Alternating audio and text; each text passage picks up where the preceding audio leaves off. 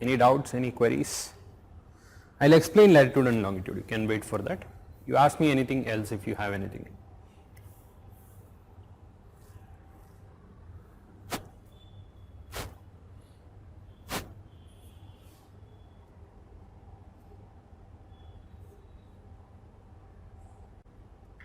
Any queries?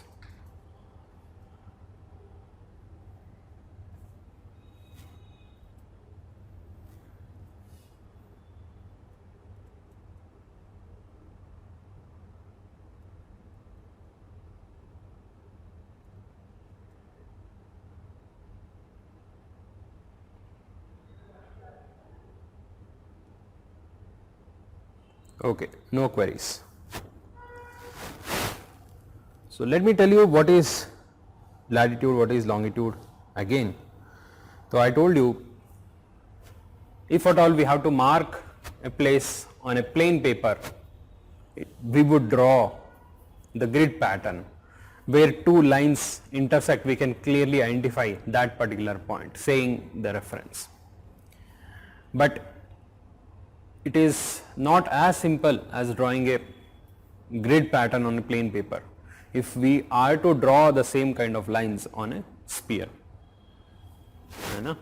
तो वो globe मंगवा दीजिए.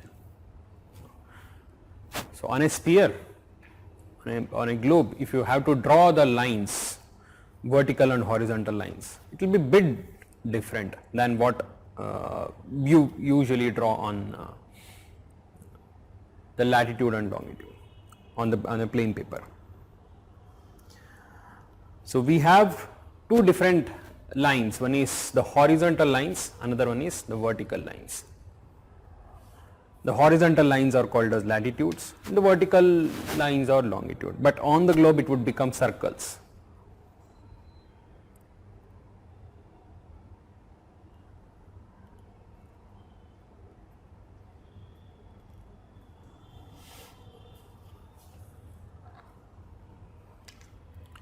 When it comes to latitudes, I told you first we took the reference of equator.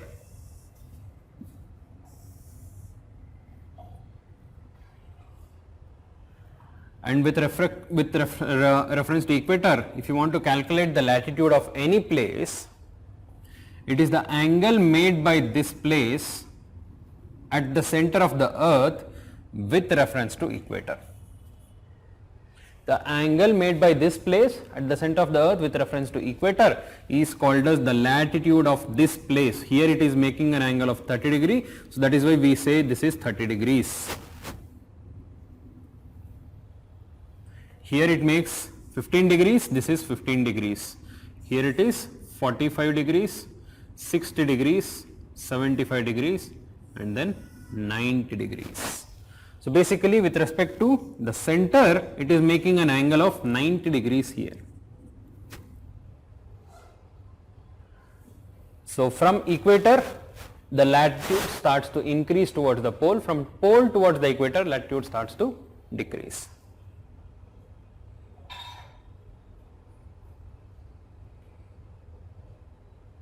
है ना? And we have two divisions, this is northern hemisphere, this is southern hemisphere. The same kind of angles are also there in the southern hemisphere also, 15 degree, 30 degree, 45 degree, 60 degree, then 75 degree, then 90 degree. This is 90 degree south, this is 90 degree north. With respect to equator, 0 degree के लिए there is no north or south. It is the same for both north and south, है ना?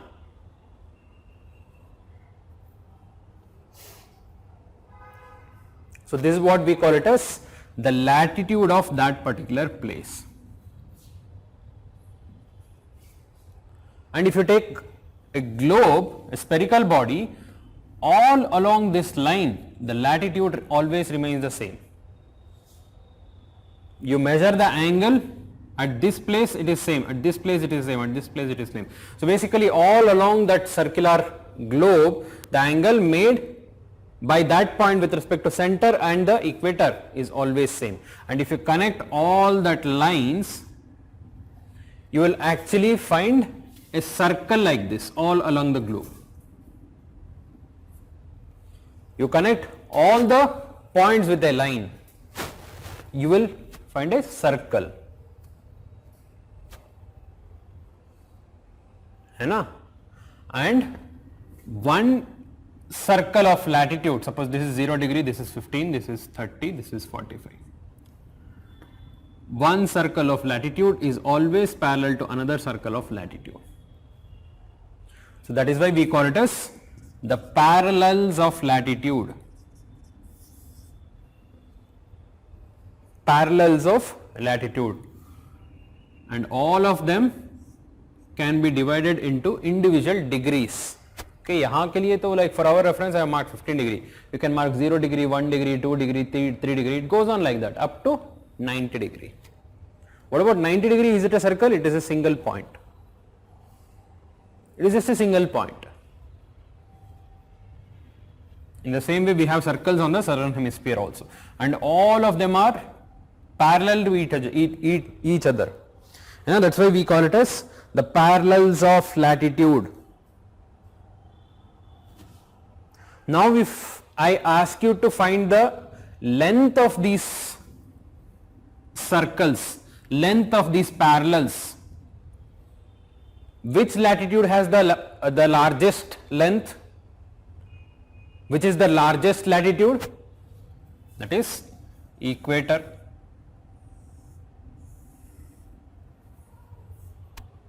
है ना? To represent the globe, we put it, make it as a flat map. We say it as a map.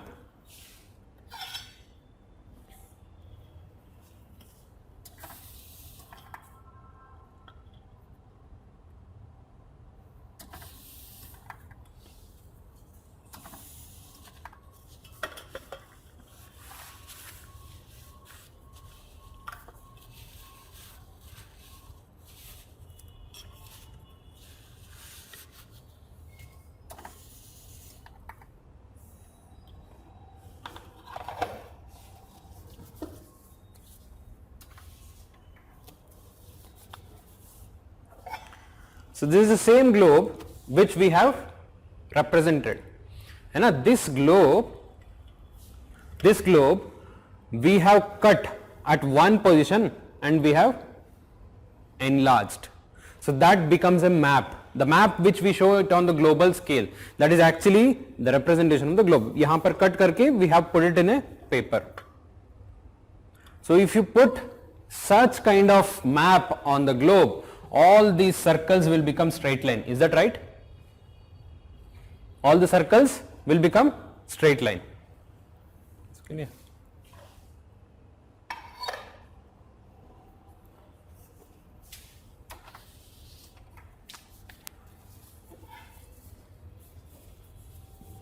So basically the circles of latitude, if you represent on a globe, will become straight lines. इसलिए हमें straight line दिखता है.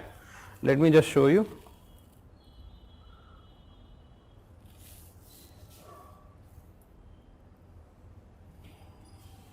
Can you see here?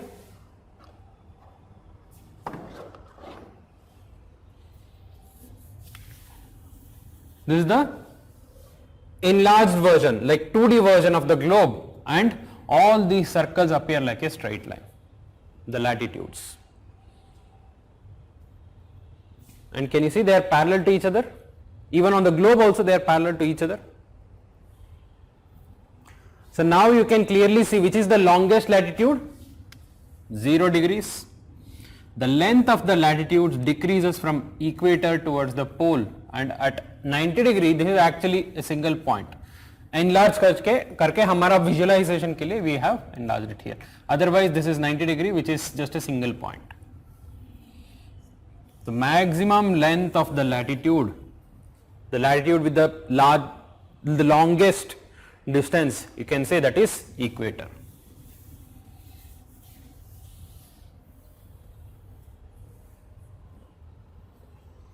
And they are always parallel with each other.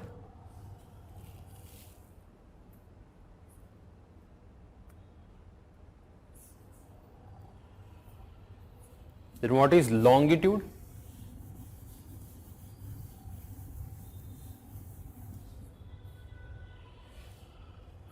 To represent longitudes, we have actually drawn the lines connecting from one pole to another. the semicircle. You might ask, why did we draw the lines connecting from one pole to another? Why did we not draw something like what we did for latitude? So in that case, the intersection of two different lines will always not be 90 degrees. We want the perfect 90 degree intersection of two lines, that is the latitude and longitude should always intersect at 90 degree. That can happen only if you draw like this. Only then you will be able to exactly pinpoint the location.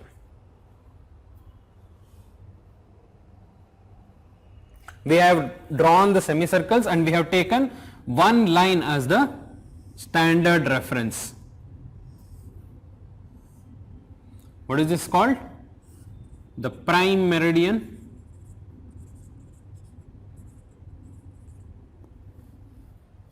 or the Greenwich meridian, and we have taken it as 0 degree longitude, and you want to measure a longitude of any particular place anywhere along the earth. So you would basically calculate the angle made by this particular place with respect to center and the prime meridian, that is what we call it as longitude. It is making an angle of 30 degree, we say it as this is 30 degree longitude, this is 15 degree longitude, this is 45 degree, this is 60 degree, 75 degree and then 90 degree. And it goes beyond 90 degree also, 105, 120, 135, it goes up to 180 degree. And from here you can say we will measure from west, this is 15 degree, 30, 45, 60, 75, and so it goes up to 180 degree. This is what we call it as the western hemisphere, this is what we call it as eastern hemisphere. So this is with respect to the Greenwich meridian, this is at the 30 degree east longitude, this is 30 degree west longitude. There is no difference between the northern and southern hemisphere here.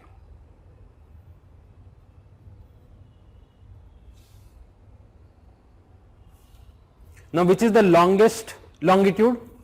There is nothing called as longest longitude, all of them are of the same length.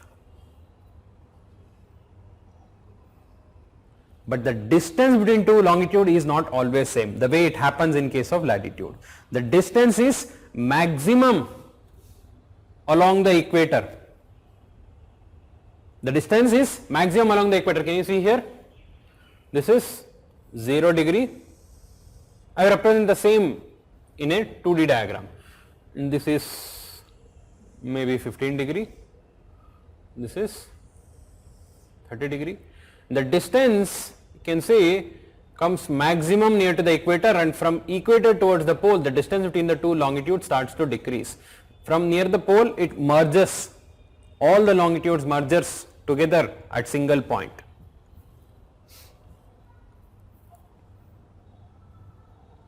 The latitudes, the lines of latitudes are called as parallels and the lines of longitudes are called as meridians. Meridians are basically semicircles.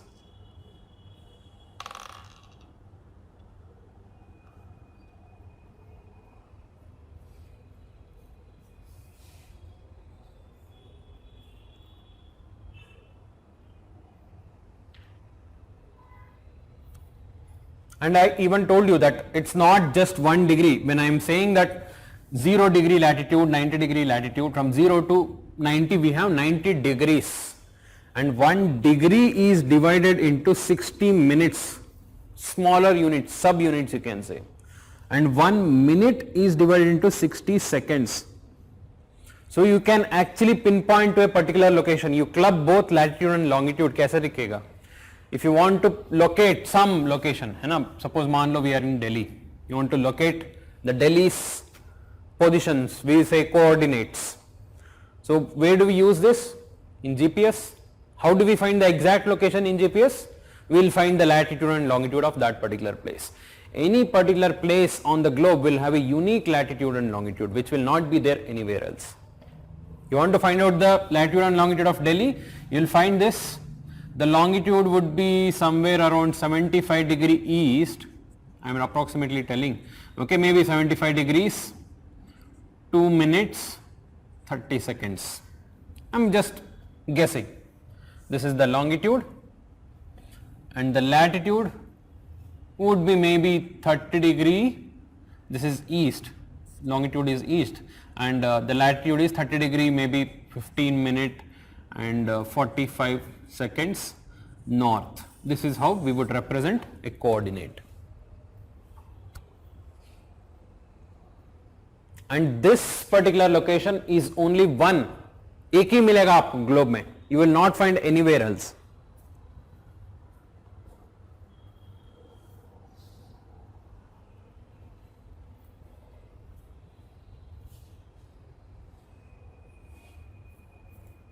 This is what is latitude and longitude. Now tell me if you have any doubts, latitude and longitudes.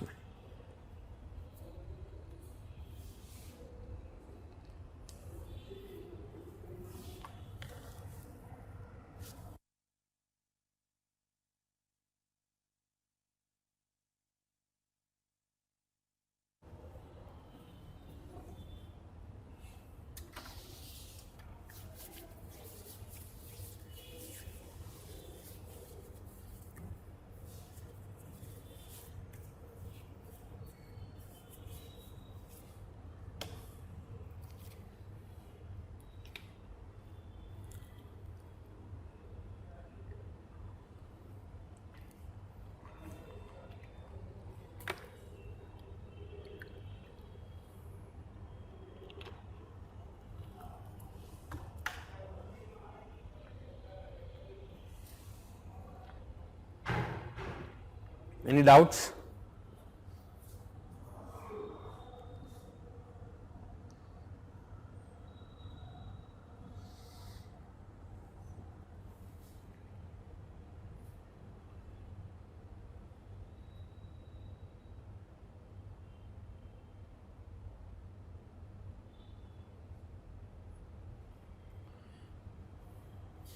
So we have a doubt, can we calculate the length of latitude using latitude angles only? My first question is, why do you want to calculate the length of latitudes? You would not want the length of latitudes. That is not used anywhere else. Nobody would ask you how long, what is the length of the equator? What is the length of 30 degree latitude? ज़रूरी नहीं है. That length is basically circumference. कैसे दिखता है? You try to view from the top view, ऊपर से. If you observe from the North Pole, the Earth would appear something like this. है ना? You are viewing. So this would be actually 0 degree. This is how 15 degrees would come. This is 30 degrees. This 45. This 60, 75, 90. You view from the North Pole, this is how it would appear. This 30 degree, 45, 60, 75. Why do you want to calculate the length of the latitudes? It's not useful. But you need the angle. When I am saying that what is the angle made by this with respect to equator, you have to see it in the cross section view. If I am saying it's a 45 degree latitude, so this place is making an angle of 45 degree with respect to equator. That is why we are saying 45 degree north latitude.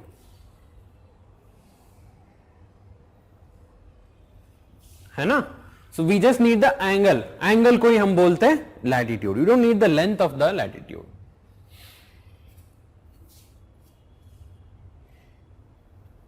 So Tushar is asking 180 degree east or west, both same or different? Yes, both are same.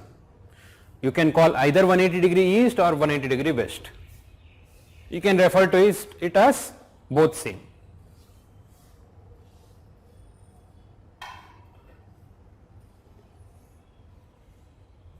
And both are same.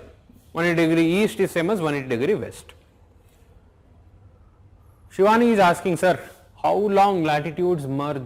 How all longitudes merges at one point as Earth is flattened at the poles? Exactly. For such doubts only, I said yesterday, for all practical purpose, we consider that the pole is not flattened. For all practical purpose. even if you consider, even if you imagine to be flat, कहीं पे तो जाके merge होना ही है ना, all these lines should go and merge over there. So if you are saying something like this, इतना flat है, so all these lines will come and merge at the flat point only. ऐसे ऊपर से ऐसे दिखता है, all of them are merging like this, and यहाँ से थोड़ा सा circular bulge रहेगा, यहाँ पर तो flat होगा, तो at least one point you should find, right? एक point तो होना चाहिए where it will merge.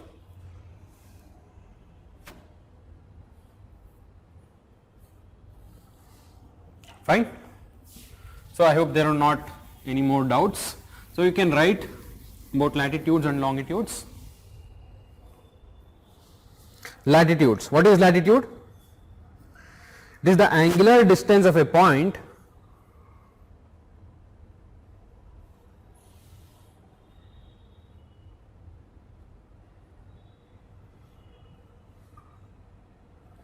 the angular distance of a point on Earth's surface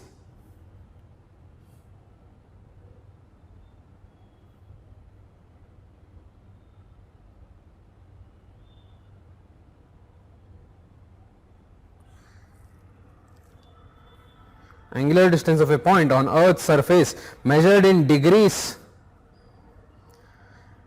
from center of Earth towards north and south of equator, towards north and south of equator. Full stop. They are always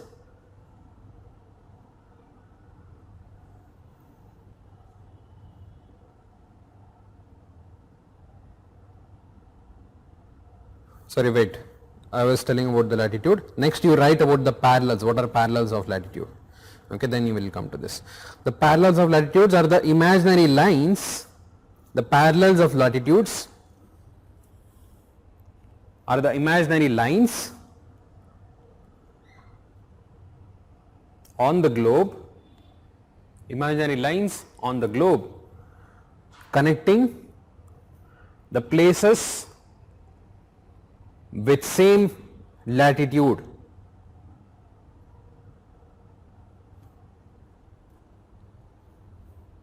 Places with same latitudes. Full stop. They are always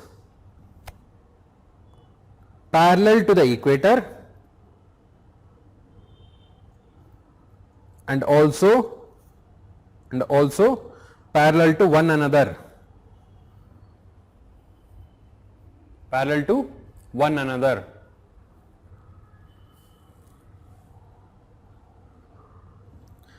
The length of latitude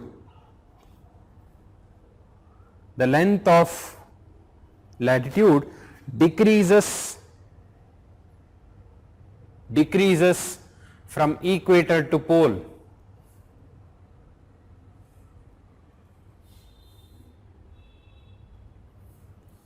The length of latitude decreases from equator to pole, while the distance between two latitudes always remain the same.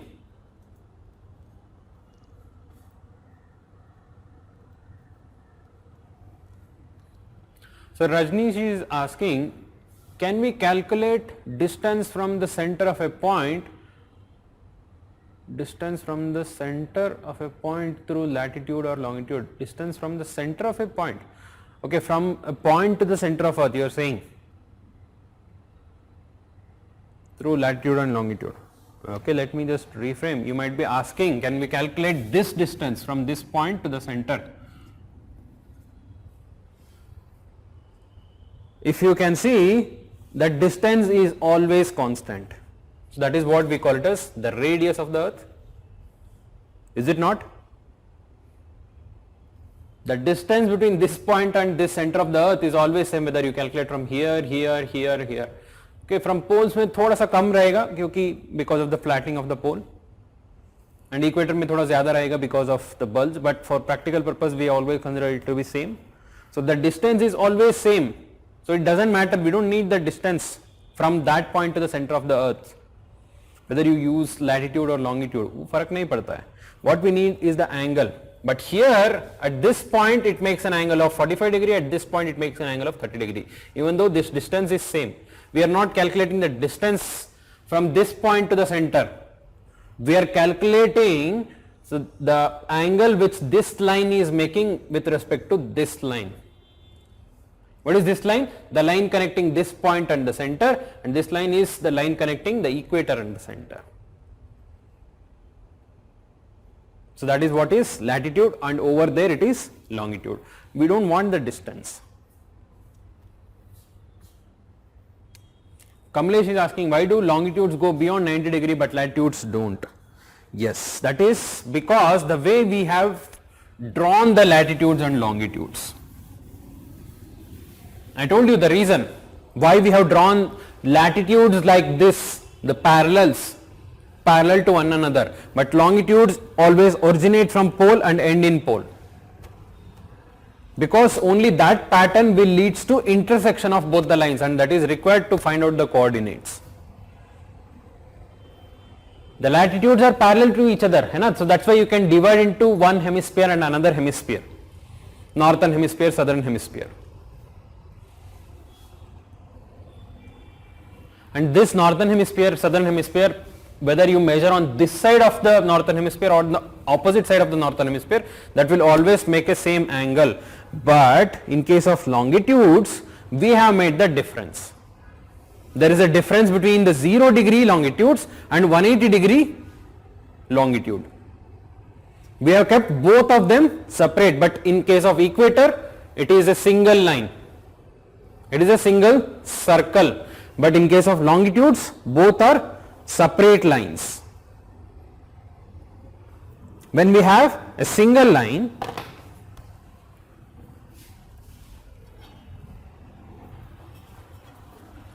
है ना, यही है ना, the equator is the same whether you measure it along anything. So it's better whether you are measuring it along this side. After 90 degree you might say 110, 115, 140 यहाँ तक आ जाएगा. No, we will calculate from this side, because equator is 0 degree, here it is also 0 degree. But in case of longitudes, this is 0 degree and this is 180 degree. There is a difference between 0 degree and 180 degree. So that's why you cannot say that beyond 90 degree again it will start to decrease.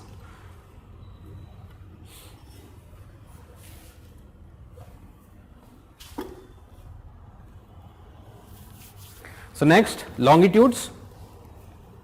It is the angular distance of a place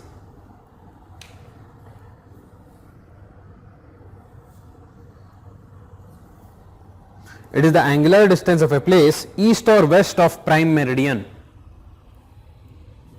East or west of prime meridian.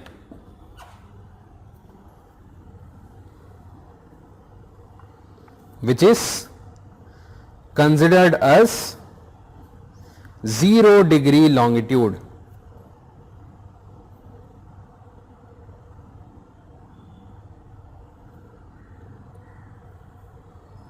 Stop. The meridians of longitudes,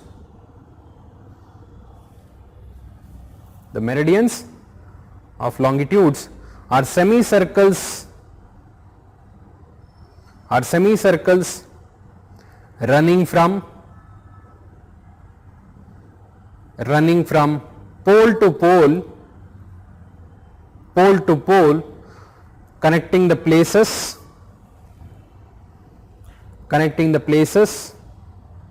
with same longitude.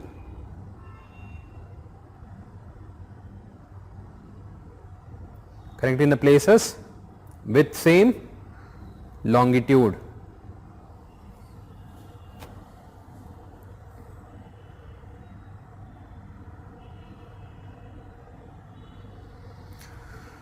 The meridians are not parallel to each other, The meridians are not parallel to each other. The distance between the meridians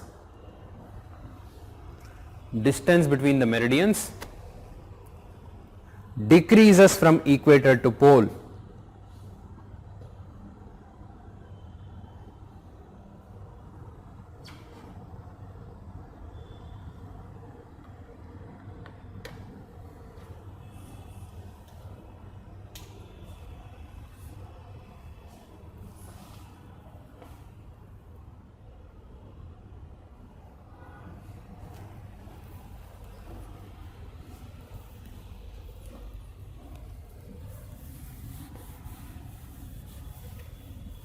So, together with latitude and longitude we can represent the globe like this.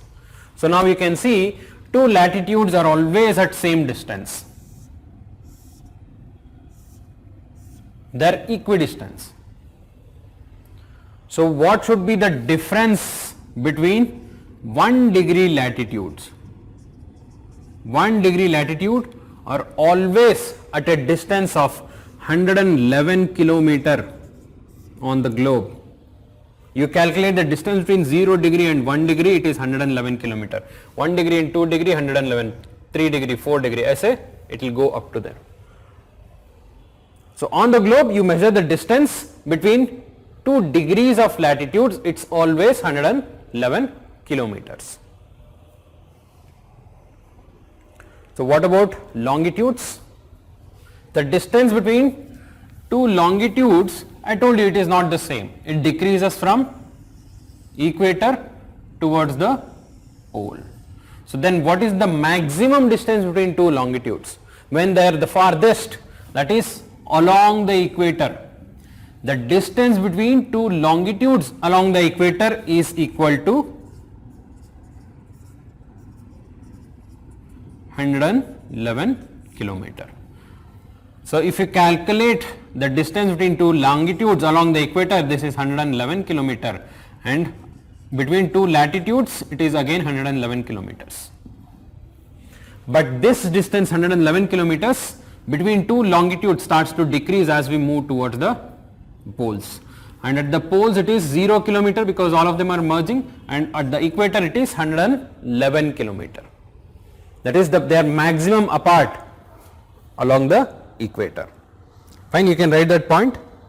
The distance between 1 degree latitudes is equal to 111 kilometer, and the distance between 1 degree longitudes is equal to 111 kilometer along the equator, and it becomes 0 along the poles.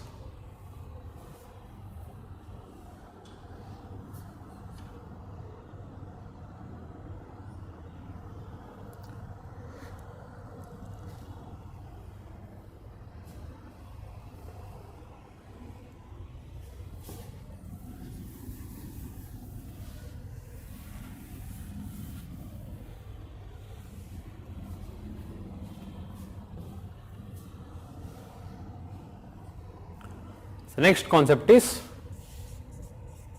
great circle.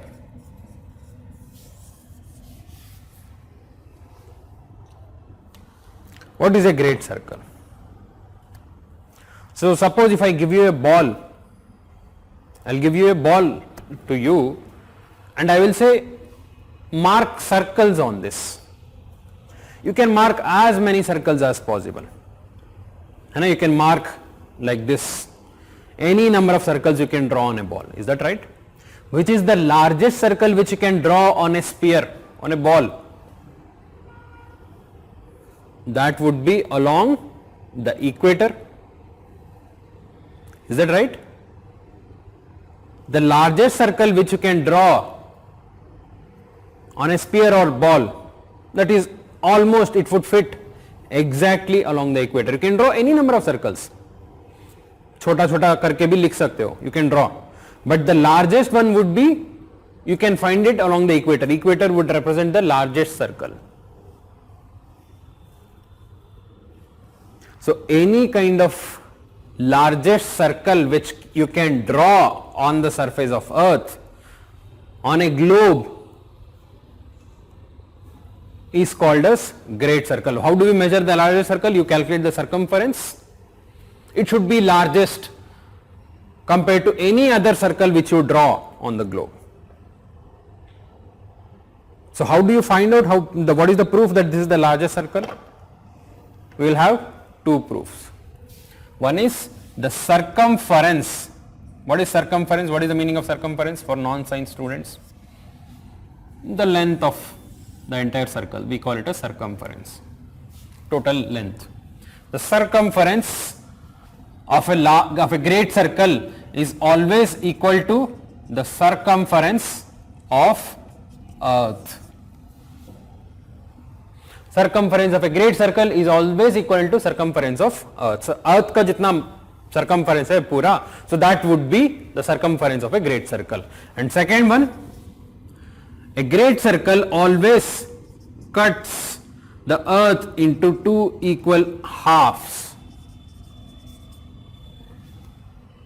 It cuts the Earth into two equal halves. You imagine a plane passing through that great circle, it can cut the Earth into two equal halves.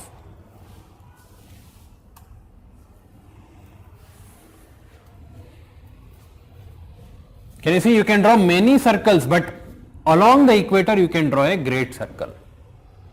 So this great circle, its circumference is equal to the circumference of Earth, and it can cut the Earth into two equal halves.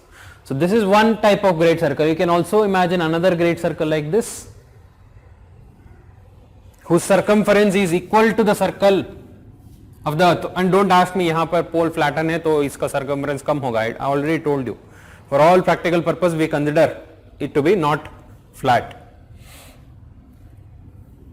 है ना? So this is also great circle and it can cut the Earth into two equal halves. So we call it as great circle. Is that clear? What is a great circle? A great circle is the largest circle which anyone can draw on a globe. It should be the largest of all. So it will have two characteristics. One is its circumference is equal to the circumference of the Earth, and second one is it will be able to cut the Earth into two equal halves. You imagine a plane, you can definitely see that it can cut the Earth into two equal halves. Now tell me, how many great circles can be drawn? How many great circles can be drawn on a globe? On a globe, how many great circles can be drawn? Please give me your answers. What is the total numbers? Total number of great circles which can be drawn on a globe.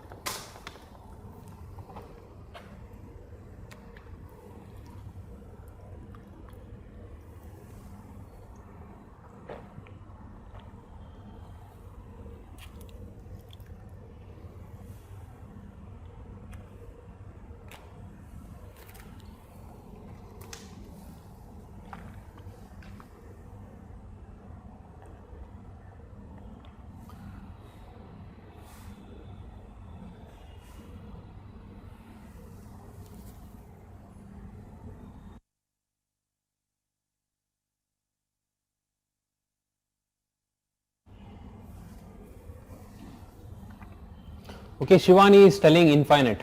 Pratik is telling infinite. Any of you disagree?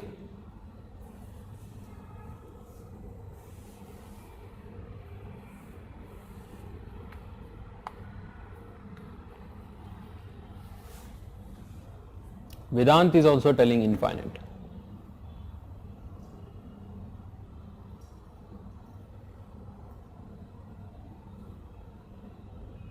Okay, so we have an unanimous answer. So infinite. Infinite कैसे होगा? Because I did not tell you in which direction you can draw the great circle. You can draw a great circle in any direction. So one of the great circle is latitude. You can also draw a great circle from pole to pole, है ना? And you can also draw great circle in any direction. See this picture? I did not tell you that great circle is you have to draw horizontally or vertically. In any direction you can draw. You can cut the earth into two equal halves. ऐसे. Okay, Rohit is telling 2. कैसे? How it is 2? It's not. Because I did not tell you in which direction you can draw a great circle. I just said two things. It should have the circumference equal to the circumference of earth, and it should be able to cut the earth into two equal halves. You can always do that. So basically the plane you are imagining should pass to the center of earth.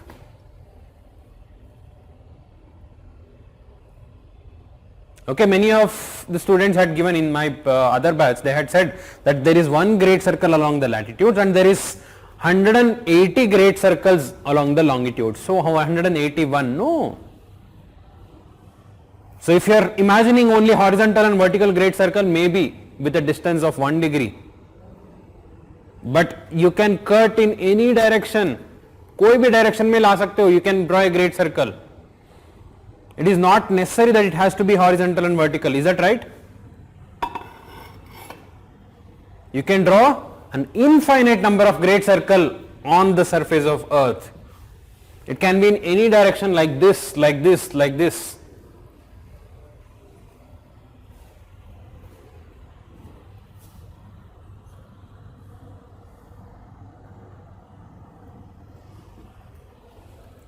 Now one of the most important use of great circle is to find the shortest distance between two places on a globe, or you can say on the earth. So basically on any spherical body. To find the distance between 2 points, you should imagine a great circle passing through this. कैसे होगा? Let me tell you. Suppose you have a plane paper. On a plane, if I am telling you to find the shortest between point A and point B, this is point A, this is point B. How would you find the shortest distance? You draw a straight line from here to here. This is the shortest distance.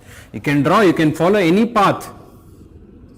You will have multiple paths. You can draw infinite number of paths from point A to point B. But which is the shortest distance? A straight line which connects from point A to point B is the shortest distance. Is that right? But what about a sphere? You cannot draw a straight line on a sphere because it's a spherical surface. If I am telling you to draw the shortest distance between 2 points, you draw a line, it becomes an arc. It comes like this, and because it is a spherical body. So it will be difficult to actually find the shortest distance between 2 points on a spherical body. So for this purpose we use a great circle. So suppose there is point A and point B, but imagine this is on a spherical body.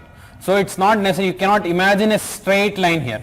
It can be something like this, it can be something like this, it can be something like this. You can imagine multiple lines, but none of them are straight lines. So how to find the shortest distance? If you connect it with the great circle passing through these 2 points, you will find it. So this is the most common mistake people do when they have to find the shortest distance between 2 points on a globe. Okay, take this example. यहाँ पर है New York, USA. On this part of Atlantic Ocean we have Spain, Madrid. If I ask you to find the shortest distance between these two, for a person who has the experience, who has knowledge of globe, seeing globe on a flat plane, he will say, हाँ ये तो straight है, यहाँ से जो latitude है, the 40-degree latitude which passes between these two, you catch this, this would be the shortest distance. But what if I say this is not the shortest distance, and shortest distance is this one?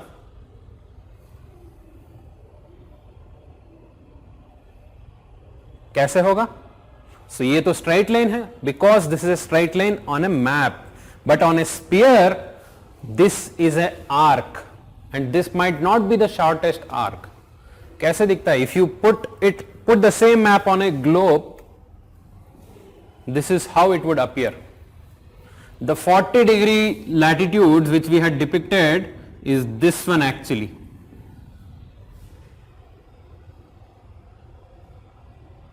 है ना? And this is, you can clearly see this is not the shortest distance.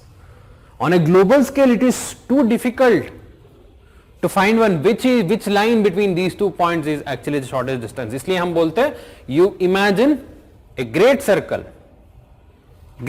passing through these 2 points, that is always the shortest distance. So this is used in the navigation, international navigation. Nobody would follow the latitudes. You want to fly from India to USA, you might think that we will go like this along the same latitude. No, क्यों करना है? We will take the greatest circle, जो great circle जो path होता है, you take that, you will always have the shortest distance. And how do you find the great circle?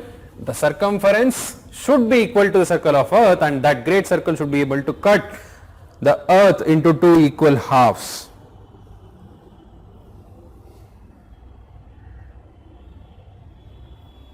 And any places which lies on the great circle are always connected by the shortest distance. Okay, so this one and the previous one both are same. Both are same images. ये तो expanded. You imagine on a plane space, this is how it would appear. But actually on the spherical surface, it would be something like this. So we had chosen this, but this is not the shortest distance. This is the shortest distance. Is it clear? So you can write what is great circle?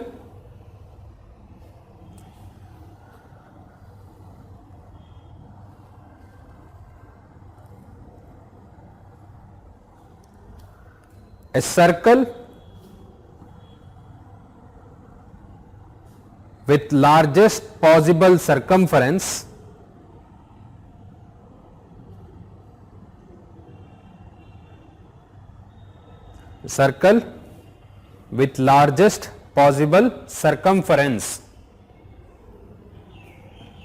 that can be drawn on the globe is called as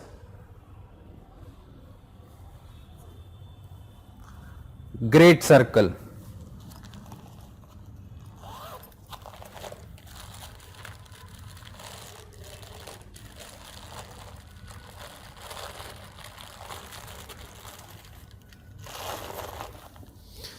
The circumference of a great circle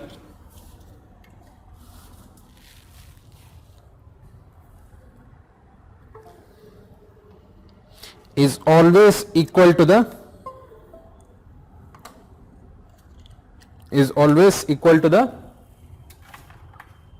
circumference of Earth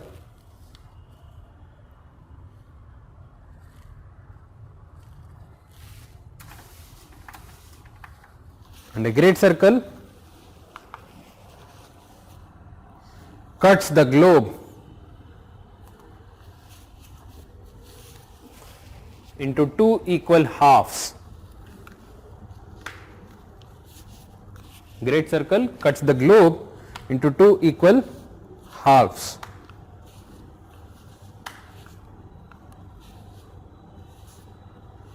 full stop. Next paragraph.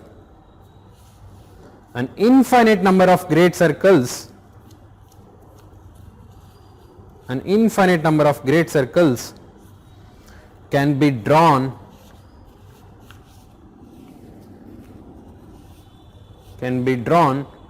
on the globe.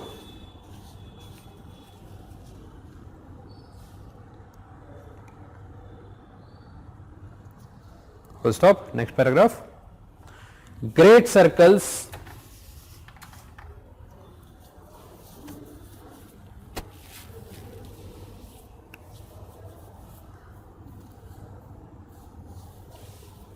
are used in navigation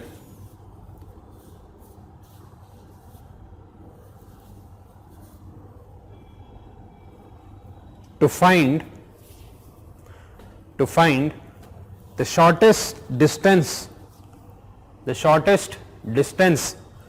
between any two locations.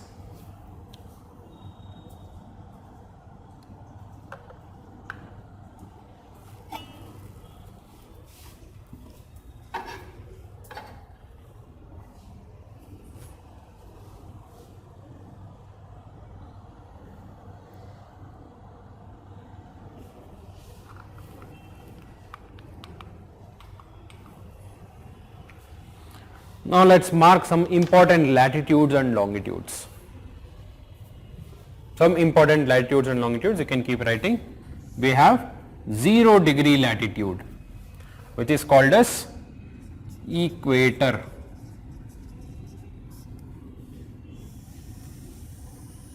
Zero degree latitude is called as equator.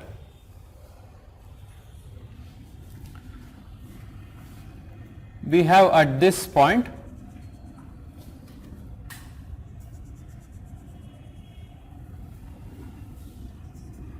23.5 degree north latitude, 23.5 degree north latitude, which we call it as Tropic of Cancer.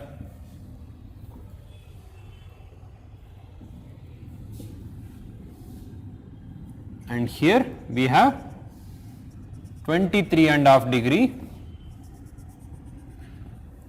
south latitude, which is called as Tropic of Capricorn. 23.5 degree north latitude is called as Tropic of Cancer, 23.5 degree south is called as Tropic of Capricorn. We have another one here.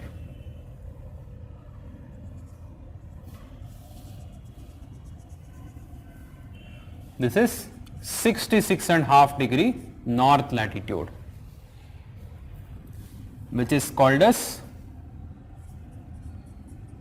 Arctic Circle. 66.5 degree north latitude is called as Arctic Circle. And we have 66.5 degree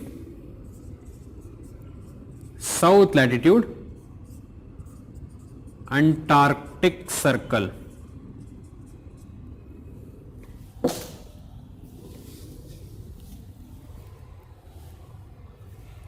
Okay, we have five important latitudes: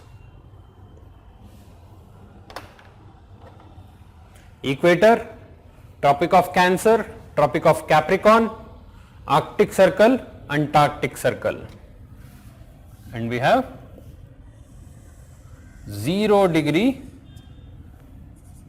longitude, which is called as the prime meridian.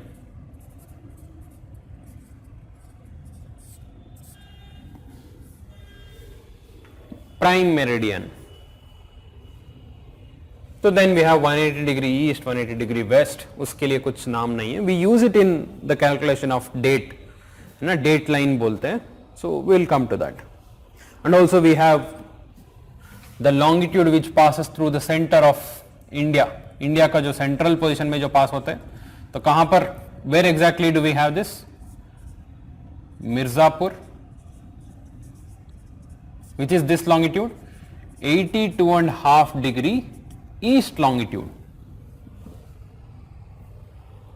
The longitudinal extent is very high, nearly 30 degrees of extent is there in India, but the central portion कौन सा है 82.5 degree east longitude which passes through Mirzapur in UP.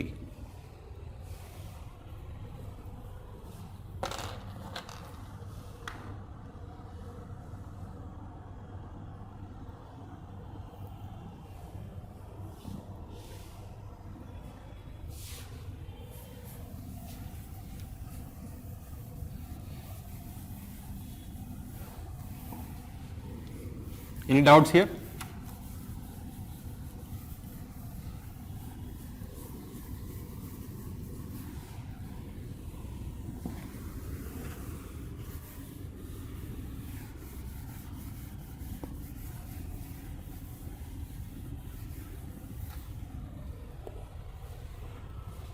In the further topics you will realize the importance. हम क्यों 23.5 degree में क्यों fix किया है? You will understand when we talk about the seasons.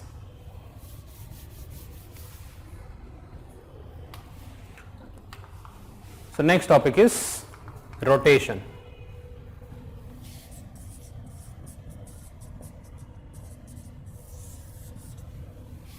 We'll talk about rotation, then revolution.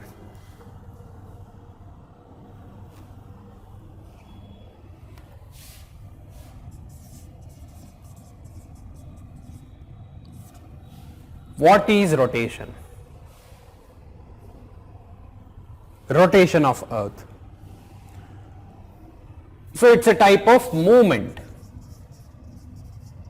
What is movement? The change in the position is called as movement. If I am moving from this place to this place, so it is said to be I have moved. Movement has happened. We have different types of movement. Linear movement. Linear movement when a body goes in a straight direction. What is rotational movement? If a body spins, it is just standing at one particular location and it is spinning.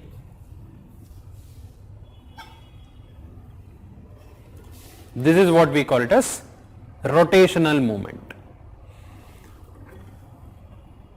The earth might be, it can remain stationary, it is not stationary, it even moves along the direction, but this spinning movement is called as rotation.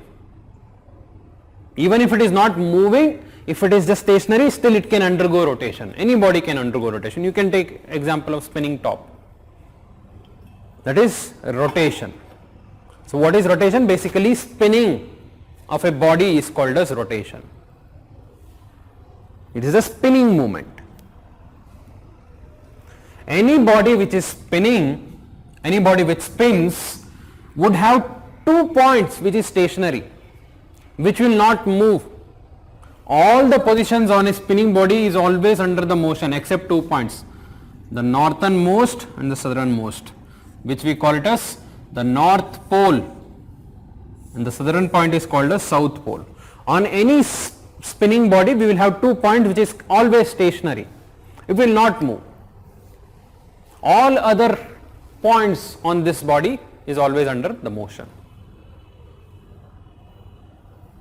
So now you get the idea why we call it as north pole, because this is the pole of this spinning body, the stationary part. This is north pole, this is south pole.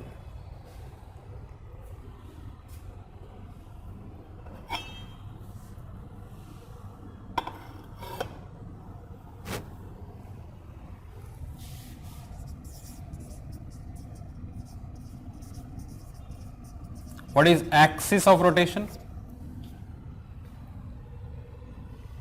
So any body which is spinning will have an axis of rotation. The line which passes from north pole to south pole passing through the center of the earth, you should imagine like this. The body would have, and this line which goes from the north pole to south pole exactly passing through the center of the earth.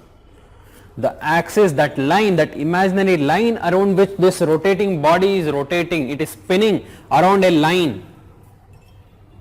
So that line is called as axis of rotation.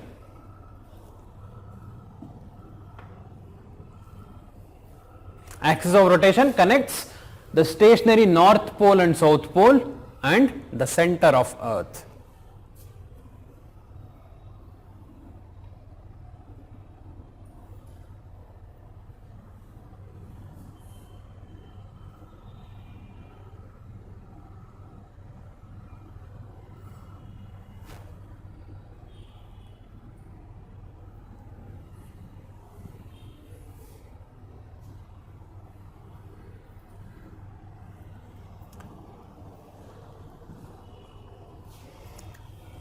है ना? So rotation is a spinning moment and the axis of rotation is the line through which it passes from the north pole to south pole, passing through the center of the earth. Around this axis the body rotates. That is what we call it as axis of rotation.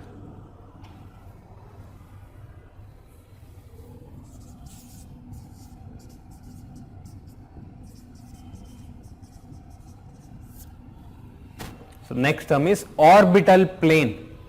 And now for a person who is reading geography for the first time, please try to remember these terms. The new terms, you have to use it as it is. अपना terms add नहीं करना है यहाँ पर. You have to use the term axis of rotation. You have to use the term orbital plane.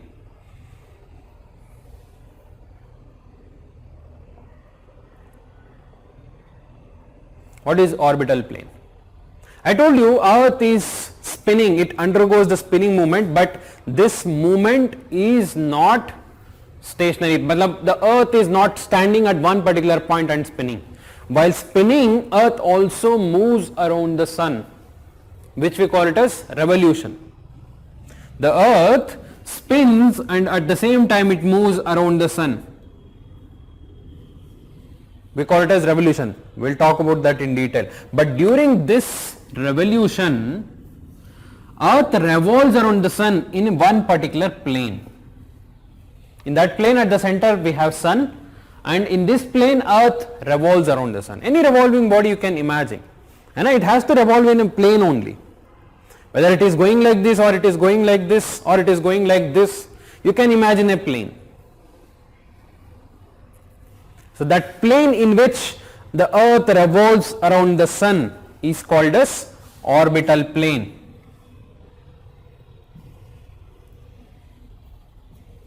The imaginary plane in which Earth revolves around the sun, and at the center of the plane we have sun, and the Earth is revolving slowly around this. Not exactly slowly, both faster.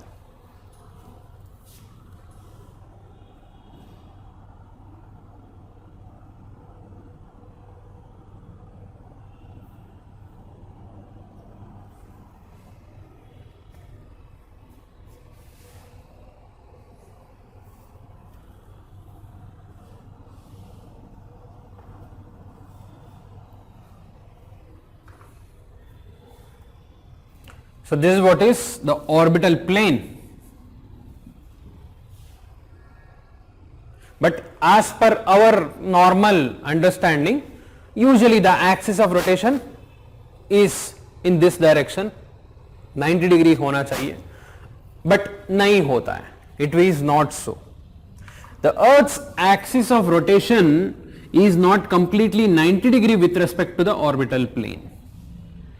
The plane in which the Earth is moving, in that plane the Earth is not completely 90 degrees. If at all the orbital plane and the Earth's axis of rotation are perpendicular to each other, it should have been something like this. Earth would have rotated like this vertically, but Earth's orbital plane and the axis of rotation are at an angle of 66.5 degree.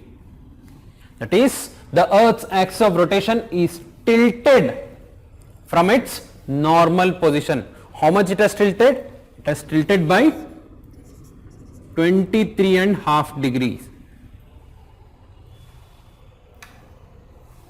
Earth's axis of rotation is tilted by 23.5 degrees. Normally it should have been 90 degree from the orbital plane, but because of any of the reason, कोई reason होगा, कोई ऐसा during the evolution of Earth, so it might have collided with any of the body, and उसके वजह से its tilt has got a bit towards that side, थोड़ा सा tilt हो गया. So basically earth tilts at an angle of 66.5 degree from the orbital plane, and the angle of tilt is 23.5 degree. You should not confuse. If I am asking what is the angle of tilt, you should say 23.5 degree. And what is the angle between the axis of rotation and the orbital plane? It is 66.5 degree.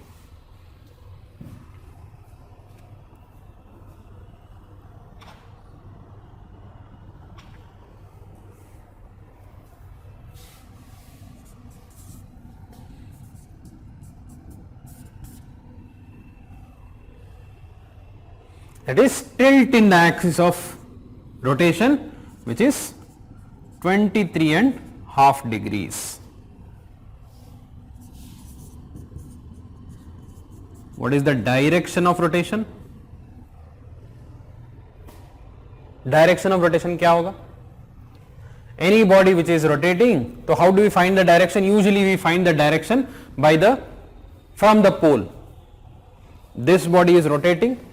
How do we find the direction? You can find the direction if you view from the top north pole. How exactly you are seeing? You are seeing the body rotating in counterclockwise direction or clockwise direction. It can be both the ways. Earth rotates in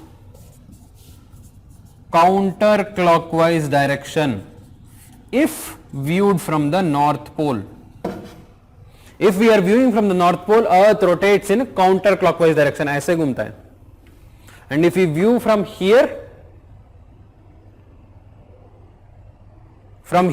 you can see the earth is rotating from west to east. Earth rotates from west to east. For us this is west, this is east. So basically it is rotating from west to east. But more accurately to tell, because in the space west, east, north, south तो नहीं होता है. Okay, it's with respect to the position of sun, earth, ऐसे होता है. So basically in the space it's all in the polar position. If you view from the north pole, it's counterclockwise direction or anti-clockwise direction.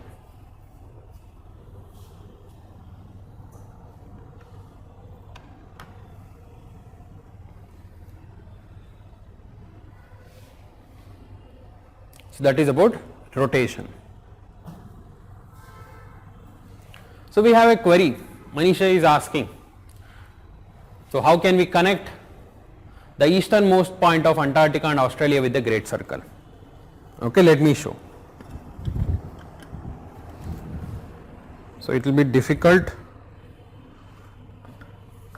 to draw the easternmost point of Australia.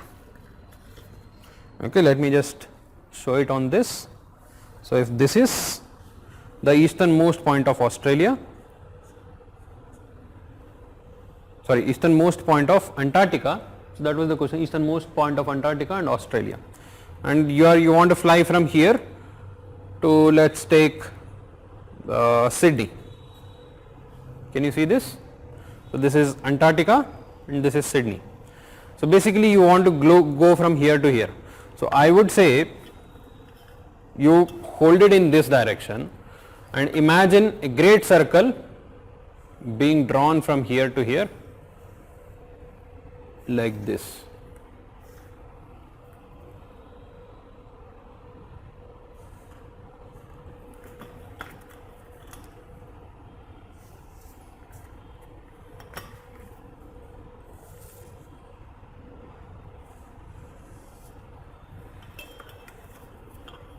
है ना?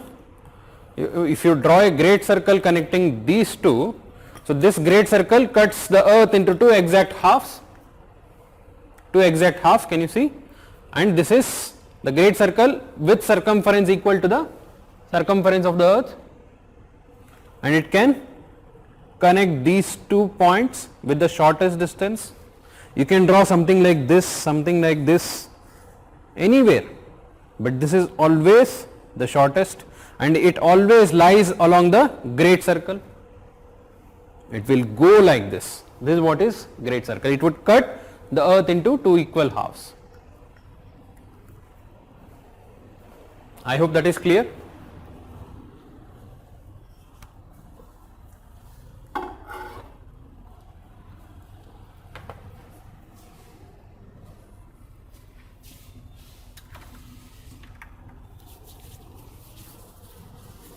So you can write about rotation.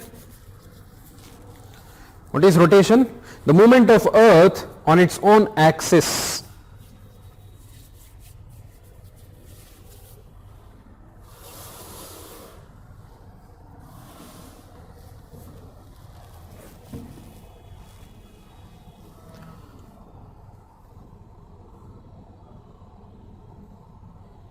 Movement of earth on its own axis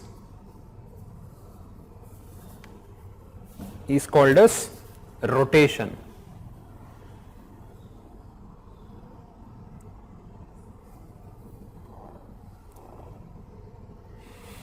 The axis of rotation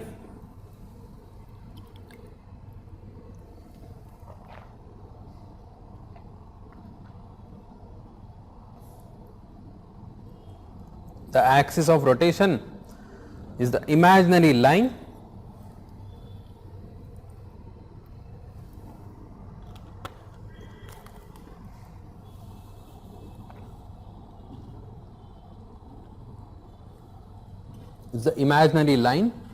passing through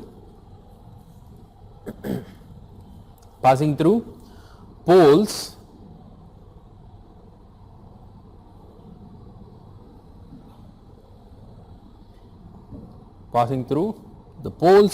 and the center of earth around which the earth rotates.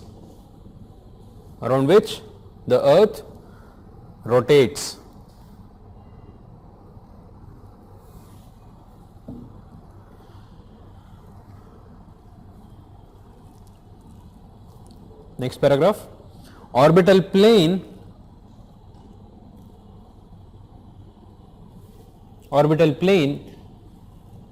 is the plane in which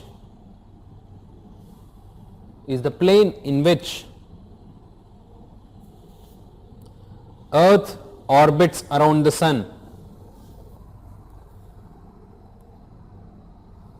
Earth orbits around the sun.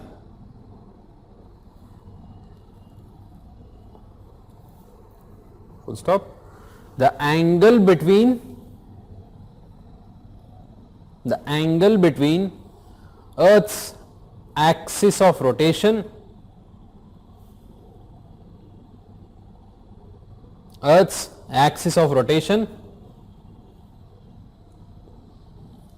and the orbital plane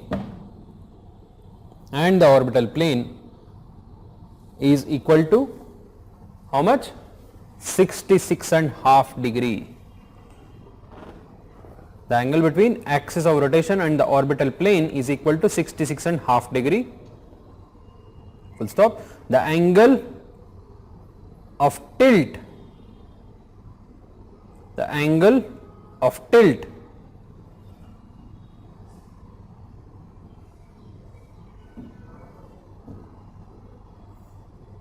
of axis of rotation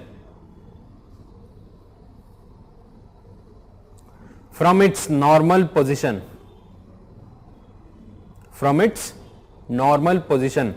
is equal to 23.5 degree.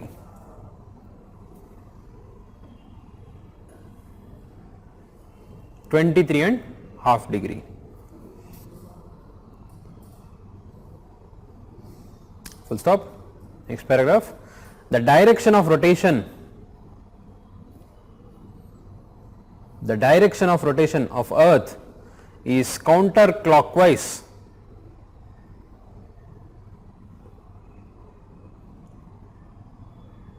or from west to east. Counterclockwise or from west to east. Let's take a short break, and after the break we will continue with the same topic, rotation. We will talk about the period of rotation.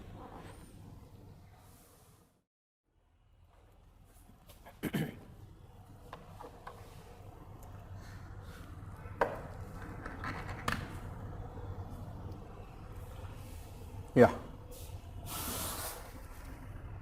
Continuing on the same topic of rotation, next we have period of rotation.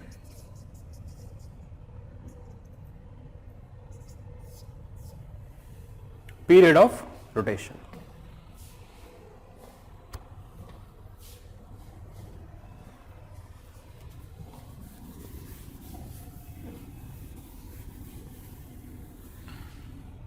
So basically, even though we imagine Earth rotates around straight, it's actually not in a straight axis, it's tilted axis.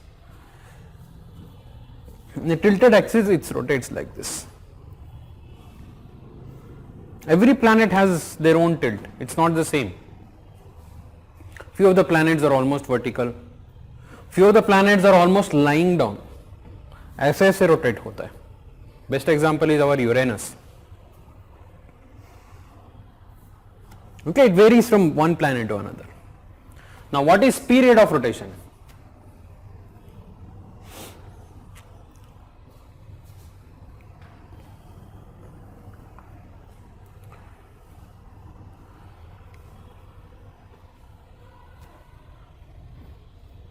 So, any body which is rotating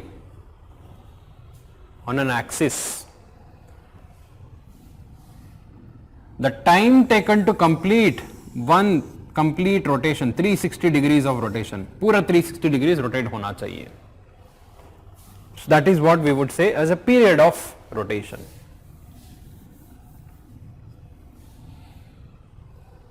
है ना, पूरा ऐसे घूम के वापस आना चाहिए. That one complete 360 degrees of rotation is called as the period of rotation. That is actually how much time is taken to do one complete 360 degrees of rotation is the period of rotation. When we are saying a rotating body, uska kitna hai,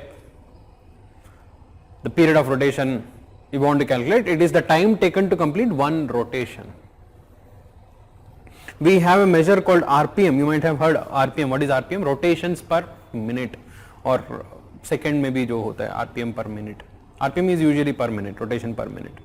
How many rotations it completes in a minute, that is different. When I am saying period of rotation, it's basically how much time is taken to complete one rotation.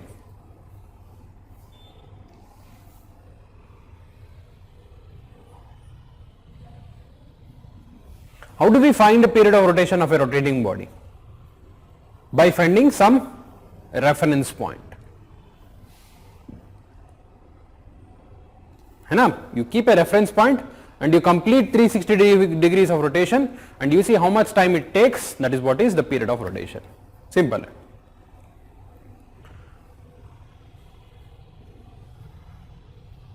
In the case of Earth, the reference point कैसे मिलेगा?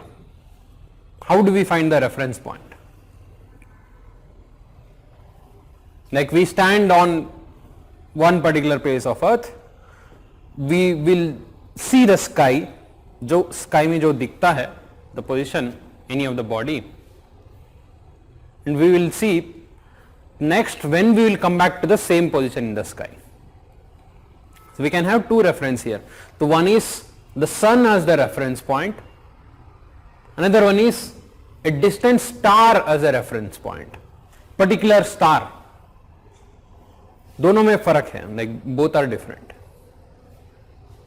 Main difference है कि sun is located very close to the earth, मतलब earth is located very close to the sun, but a star is located at, assumed to be located at infinite distance.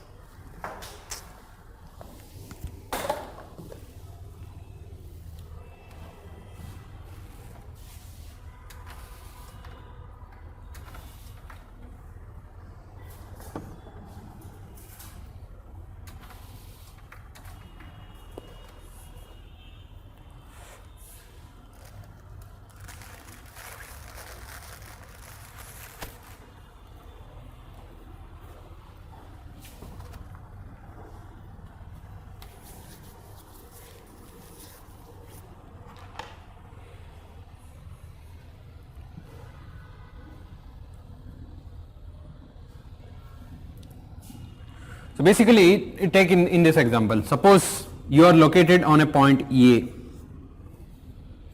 है ना, located on this particular point, and you want to see how much time is taken to complete one full rotation.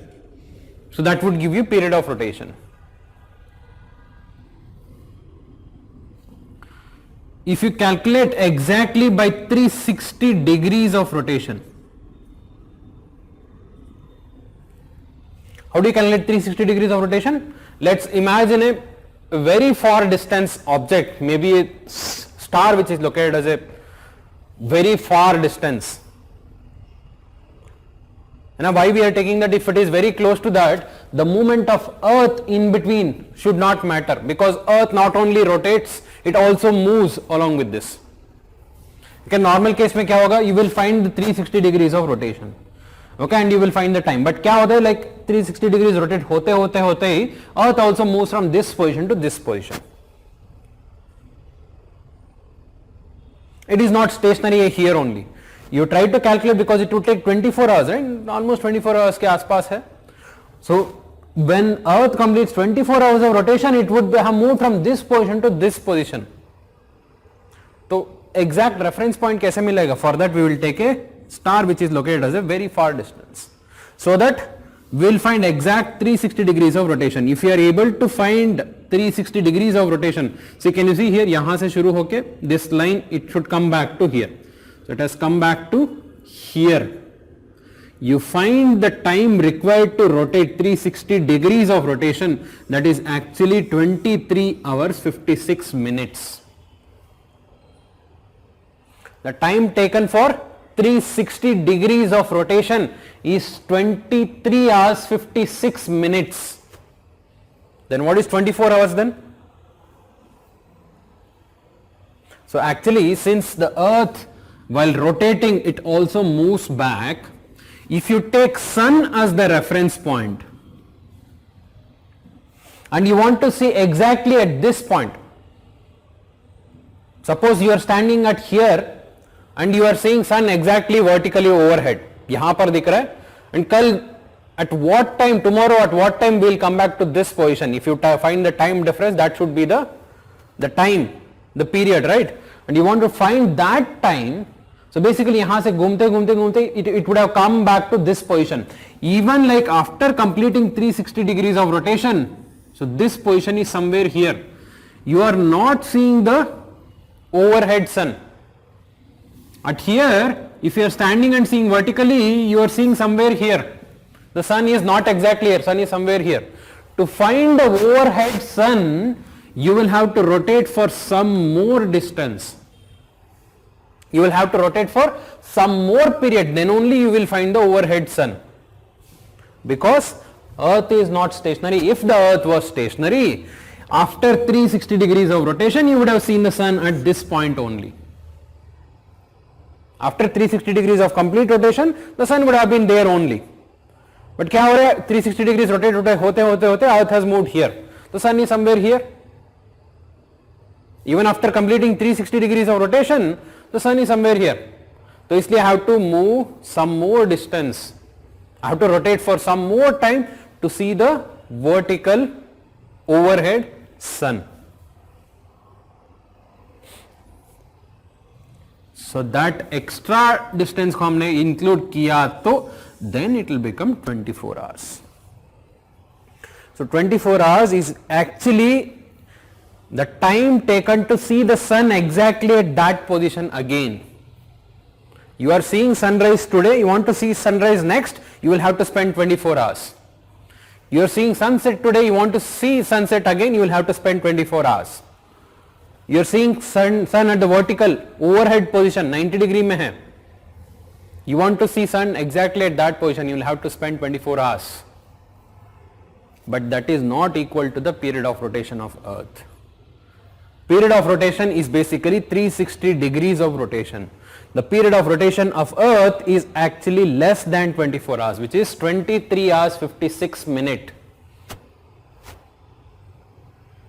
To see the sun, you have to move some more degrees, maybe 365 degrees. I'm just guessing. Okay, 365 degree या 363 degree. तो extra थोड़ा सा घूमना पड़ेगा.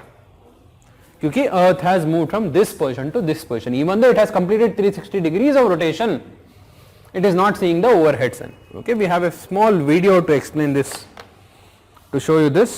Let me just give you that.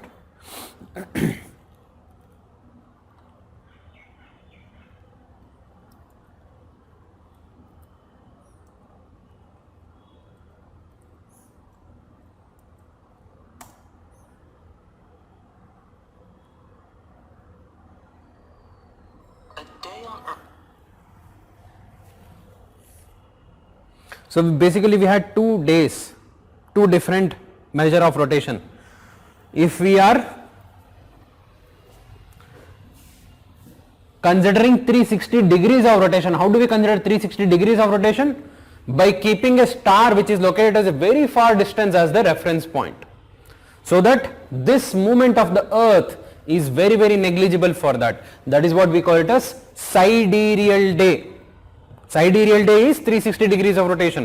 What is solar day? To see the sun exactly at that position, how much time is required. That is what is solar day.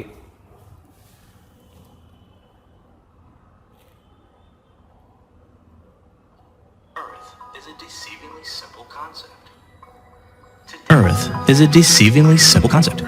Today we'll examine that day on Earth. You please confirm, batch coordinator. Audio is fine. In detail, perhaps uncovering a few surprises. A day is the length of time it takes the Earth to spin 360 degrees on its axis. Or is it 361? Here is a simple model showing the Earth, the Sun, and some background stars. The Earth travels around the Sun in an ellipse, with the Sun at one focus. The model, of course, is not to scale. Let's begin our examination at noon one day. The sun is directly above the red line. That will be our reference point. Watching from a high vantage point, we see the Earth complete 360 degrees of rotation. But during that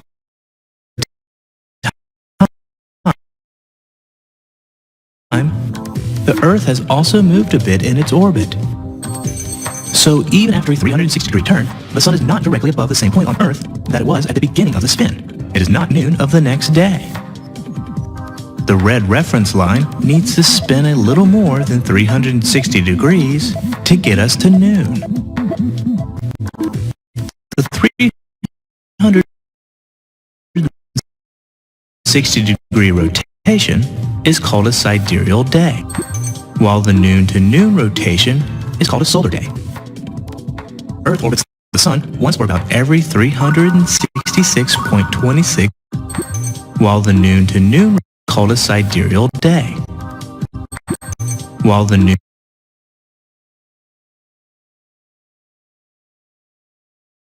sidereal day.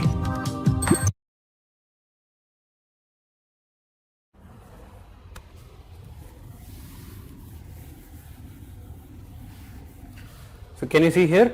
So we have a reference point here actually. तो यहाँ से एक reference point है, we have taken this, where we can exactly see the sun. So if you keep this reference point and take a 360 degrees of rotation, so that reference point is here. यहाँ से पूरा घूम के फिर वापस आ गया.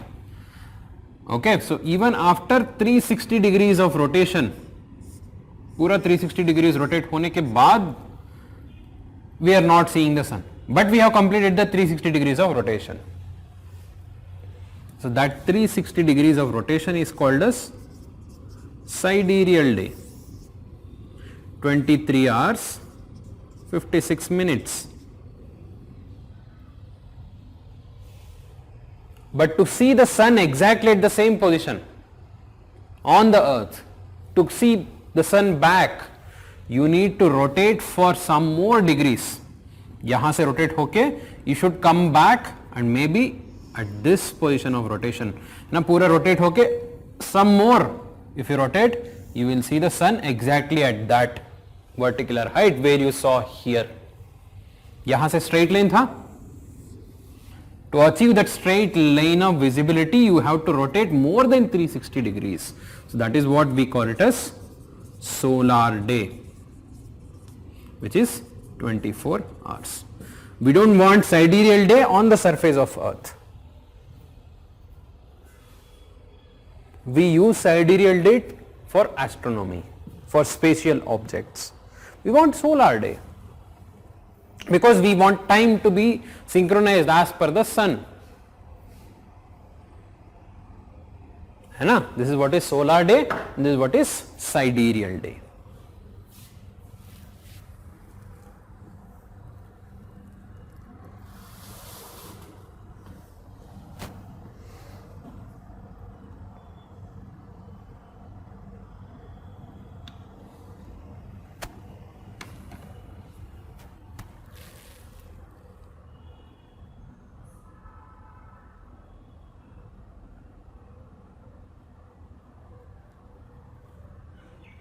That is period of rotation.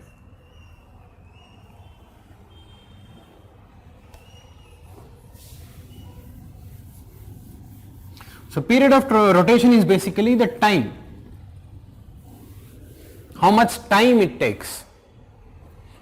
The speed of rotation,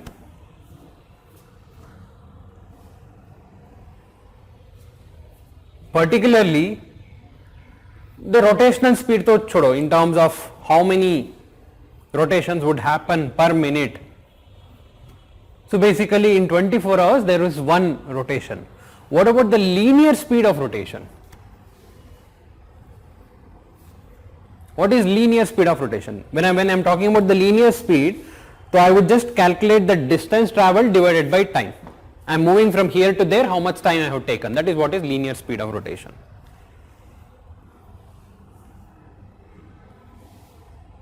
Angular speed of rotation is like how many rotations per minute. That is not required here. If I am calculating the linear speed of rotation, that varies from one place to another along the globe. Why? Because on a globe, when it completes one rotation, one full rotation ho gaya, the places along the equator will have to complete a larger diameter than the places along the polar region, temperate region. You imagine an object exactly located on the equator. In 24 hours of time, how much distance it has travelled? That is equal to the circumference of the earth. Is that right?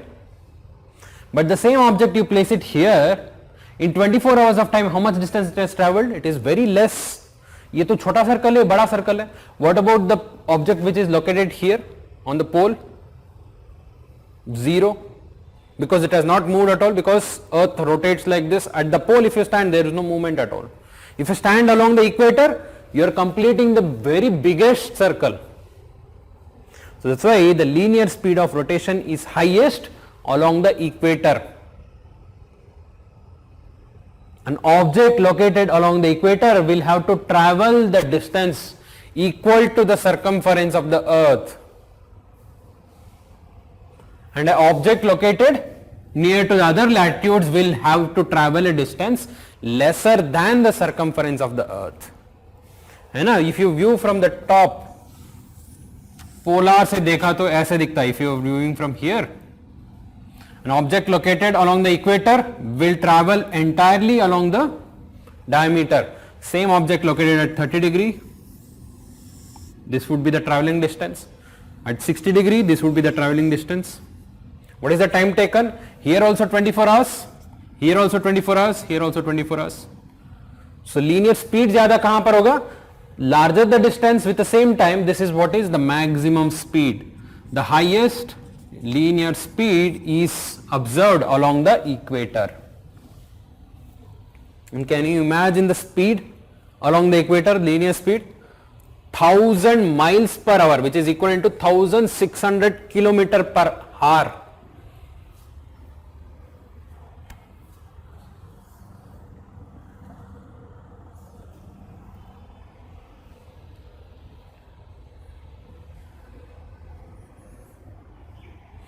1600 kilometre per hour, that is the speed of object which is located along the equator. तो पता ही नहीं चलता है. Will not realize, even if you stand on the equator, you will not realize how fast you are actually moving.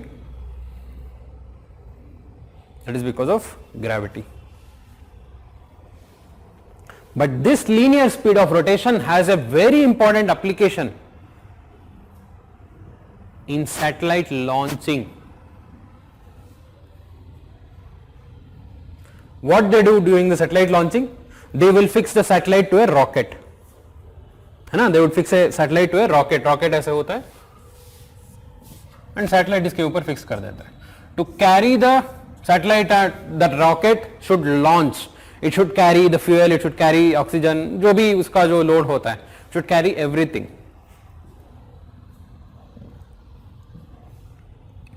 If you launch any rocket from equator,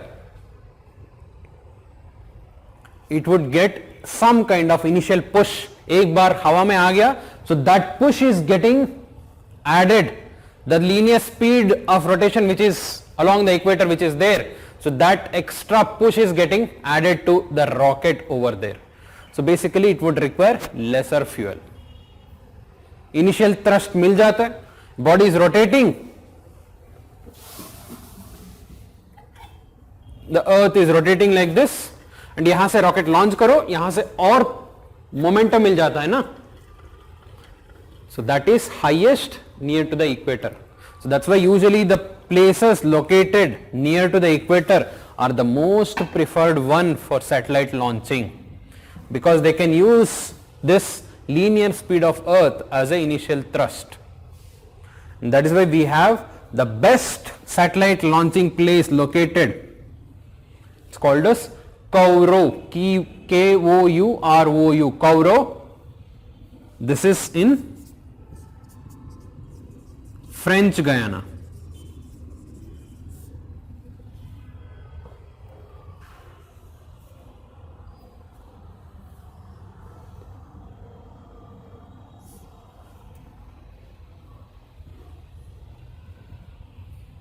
Okay, this is I. Guiana. This is the country here, French Guiana. It is located exactly near to the equator. इसके थोड़ा सा नीचे आता है, यहाँ पर आते थोड़ा सा नीचे आता है. It is exactly almost near to, very near to the equator. And most of the countries use this launching site to launch their heavy satellites. Even India uses this. French Guiana से launch होता है, because we have developed the cryogenic engine very recently, which is capable of launching the heavy satellites.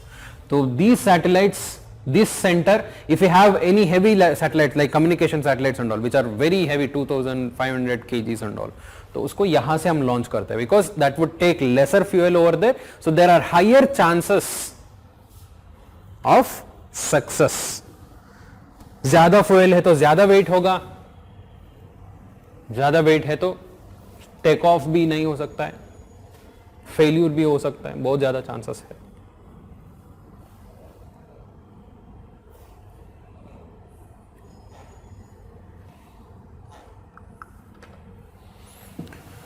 We have another simple concept here, the concept of day and night. What is day and night? That is related to our rotation. Earth as a spherical body, it rotates, and sun is located here. The sun rays are falling on the earth. But since it is a spherical body, only half of the side of earth is illuminated. The half side of the earth which is illuminated, this illuminated side is called as day, and the darker side which is away from the earth, away from the sun, would experience night. And you can see on the earth a circle would form. कैसा दिखता है वो?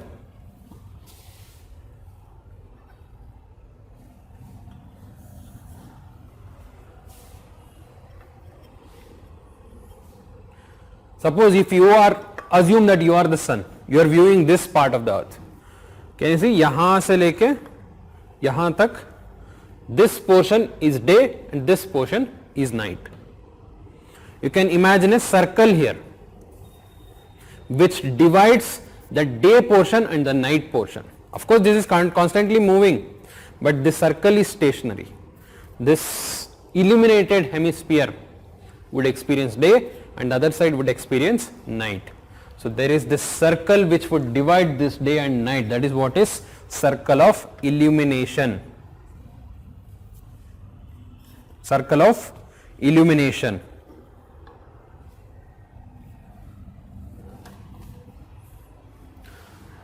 So Priyanka is asking how much more degree we have to rotate it again. So that is not constant actually, इसलिए वो मैंने बताया नहीं. Because when Earth revolves around the Sun, it is not completely circular in nature. It is bit elliptical. Okay, so at some point of its revolution, in some position, it would require lesser degree of rotation. Matlab, I might say 1 degree or 2 degree or 3 degree, but at some point of rotation it is very far away from the sun, it would require. You will understand this in the next concept, revolution.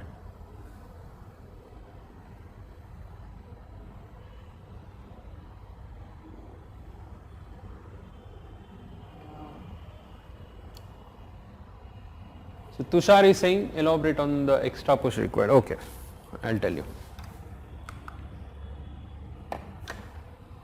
Extra push is not required.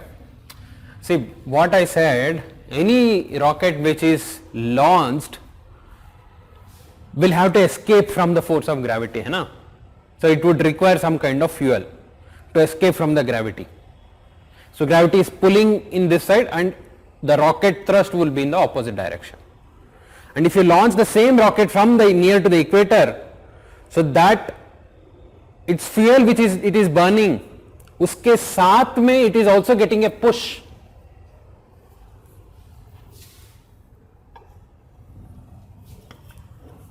And that push is maximum near to the equator. You launch a rocket from here. ऐसे launch करते हम. We usually launch in this direction. If it is rotating, anyway it has some kind of momentum. What do we call it as? The centrifugal force. A body which is on a rotating body will always experience centrifugal force which will throw it away. So this centrifugal force will add to the rocket, but वो maximum कहां पर होता है? Equator में कहां पर होता है? Equator में होता है ना? This is maximum along the equator. You can get the push in other latitudes also, but that is lesser. That push, the thrust is lesser in other latitudes than the equator.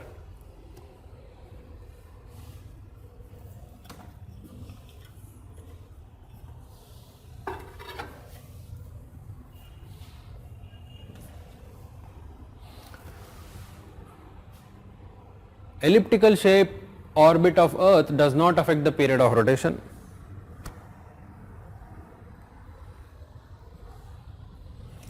So please hold on to this. मैंने तो elliptical shape का बताया नहीं. How can you ask? मैंने पहले ही बताया था. You should not ask the doubts related to the further topics, because the other students might be confused if I tell elliptical. मैंने तो class में explain ही नहीं किया revolution के बारे में. Hold on to this. So write about the rotation. Rotation we had written down till the first part. Okay, right? Solar day.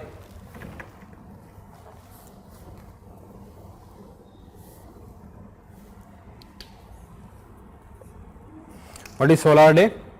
The time taken for the Earth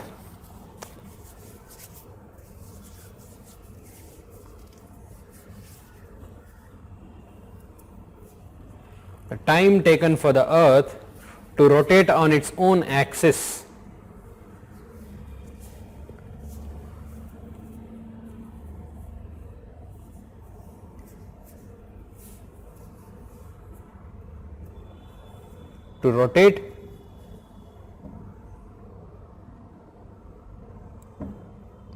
on its own axis so that sun appears in the same position in the sky. Sun appears in the same position in the sky. That is solar day, which is equal to 24 hours.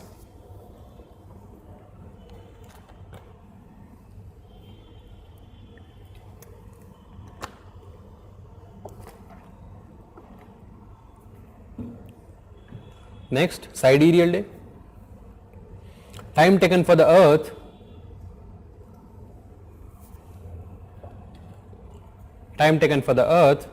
to rotate on its own axis so that a distant star appears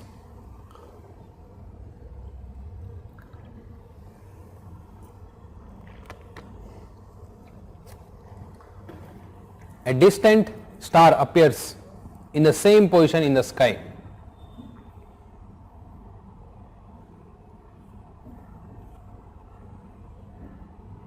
That is amounting to 360 degrees of rotation.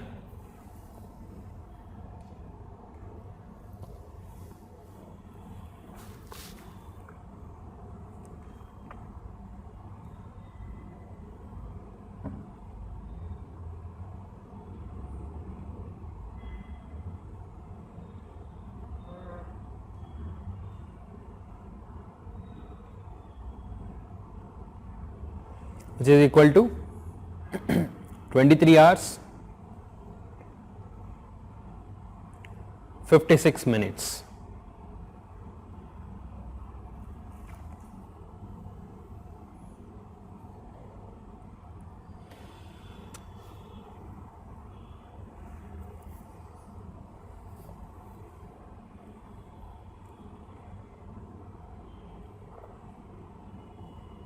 Next, linear speed of rotation.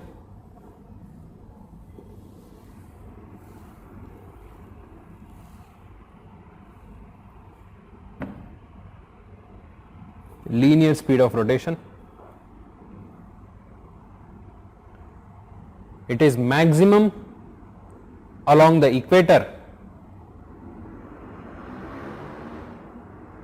It is maximum along the equator, and it reduces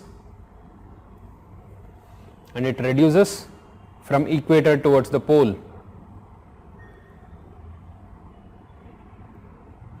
From equator towards the pole. Full stop. This is the reason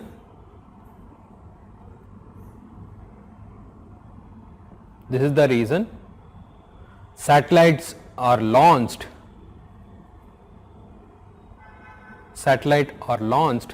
closer to the equator.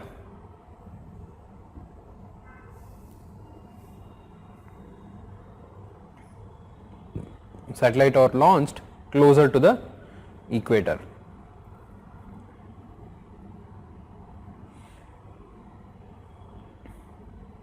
So that the initial thrust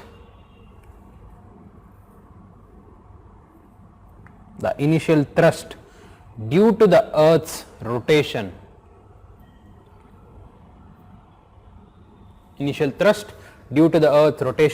is maximum.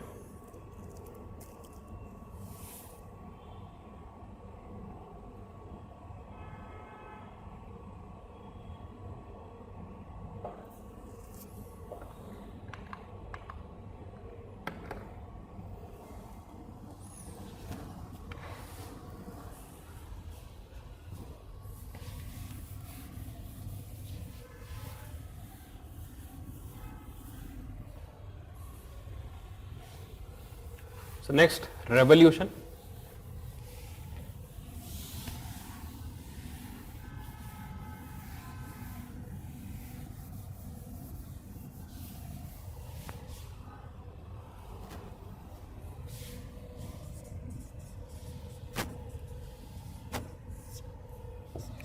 So what is revolution? Rotation to movement along its own axis. Revolution is movement of earth around the sun. Earth, while revolving around its own axis, also moves around the sun. So that movement is called as revolution.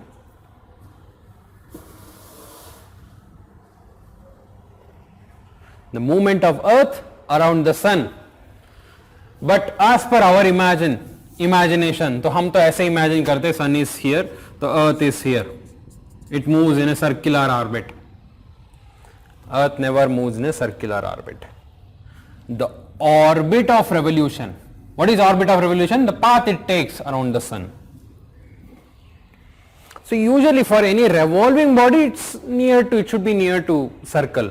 But it varies, depends on many other factors. So overall result है कि Earth revolves around the sun in a elliptical orbit. This is not a circular orbit. This orbit is elliptical. And याद है orbital plane? Orbital plane क्या था? The plane in which Earth revolves around the sun. Now we are talking about the orbit of revolution. The orbit of revolution is not completely circular, it is elliptical, and in fact the sun is not located at the center of the ellipse. It is towards one position of the ellipse. That means Earth is closer to sun in some positions and it is very far away from sun in another position. You might think this might be the far away. No, this is the farthest away because it's bit tilted axis also. Okay, it is difficult to imagine in a planar. तो यहाँ पर जब होगा, this is the farthest position and here it is the closest position.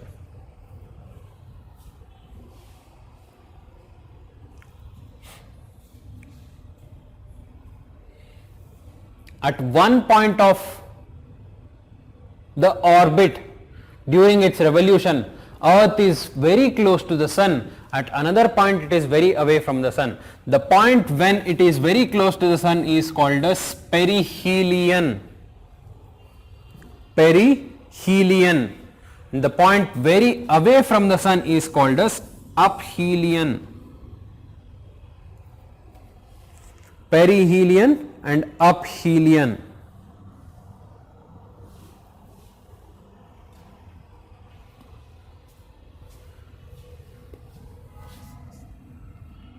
What is the time period? Period of revolution. What is the time taken for the earth to complete one revolution? We know that is what we call it as year. 365 days, 5 hours, 56 minutes. Sorry, 48 minutes. 365 days, 5 hours and 48 minutes. This is the actual total time taken by the earth to complete one revolution. पूरा एक round लगाने में कितना time चाहिए? 365 days, 5 hours and 48 minutes. So but why do we call 365 days? Because it will be difficult to adjust ये जो 5 hours 48 minutes है. तो इसलिए every 4 years we will put together and add as a one extra day. That is what we call it as leap year. कहां पर fit करते हैं हम? 29th of February.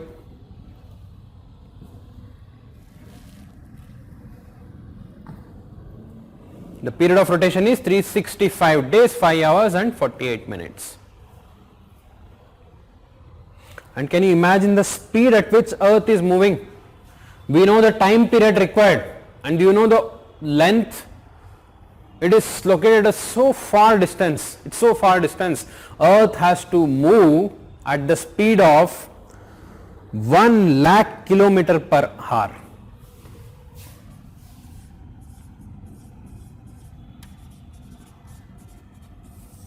Only then Earth will be able to complete one complete revolution in 365 days.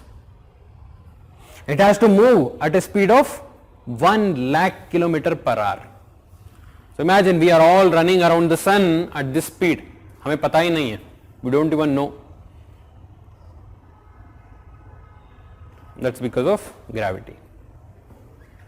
Otherwise, we are all thrown out of Earth by now.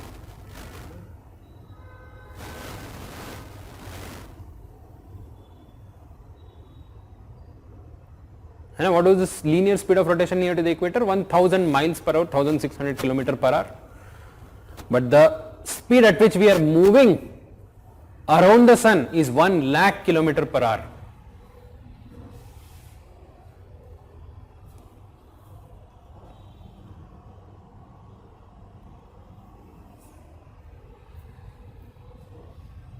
And what is the direction of revolution around the sun? Again you can see this is counterclockwise or from west to east. We are viewing from the north pole, it's counterclockwise around the sun or from west to east. Now let's come to this doubt. Is there any variation in the speed because at some position Earth is near to the sun and at some position it is away from the sun? Yes, there is a variation in the speed Earth revolves around the sun. Rotation में variation नहीं होता है. Because rotation is related to Earth's own mass. Okay, it's about that. It's not related to the revolution. Revolution, the speed of revolution, it's more when the Earth is near to the sun because of the gravity. The speed of revolution is more when it is near to the Earth and it is bit less when it is away from the sun. What this 1 lakh kilometer per hour मैंने जो बताया था, so that is the average.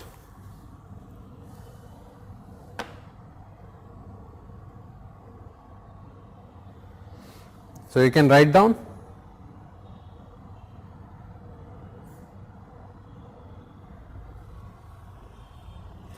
What is revolution? The movement of Earth around the sun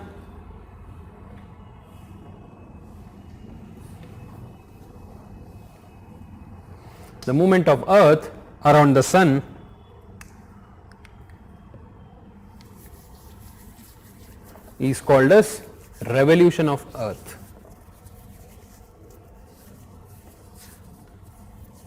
Earth revolves around the sun in an elliptical orbit. You can draw this simple diagram. You should have written by now जब explain करते करते, otherwise though it will take more time. If at all you have not written, you please leave some space and write it later. है ना? So such simple diagrams are going to be very very useful. आपका answer extra mark मिल जाएगा इसमें. Okay, and show the position of perihelion and aphelion. You should know what is aphelion, what is perihelion. Aphelion is the farthest position, perihelion is the nearest position. So next, period of rotation is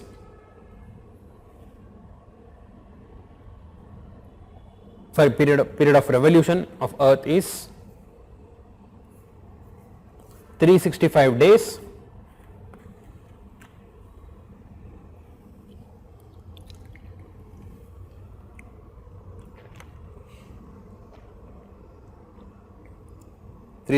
days, 5 hours and 48 minutes.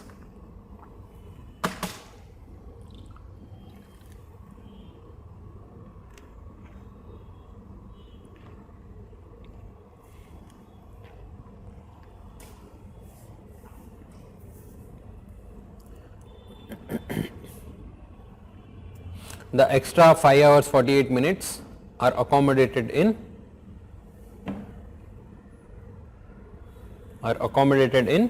a leap year.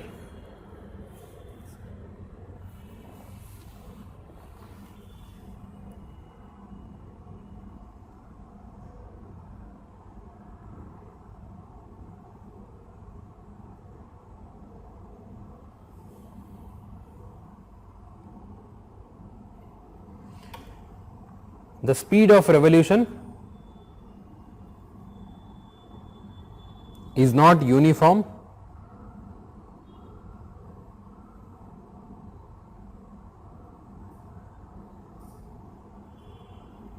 which increases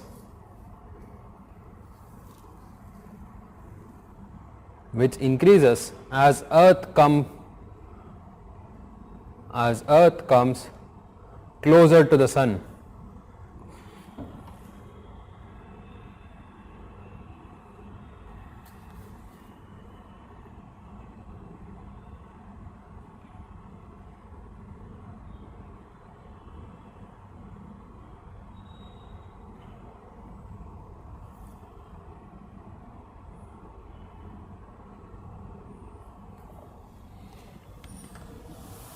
Now, the most important one, seasons.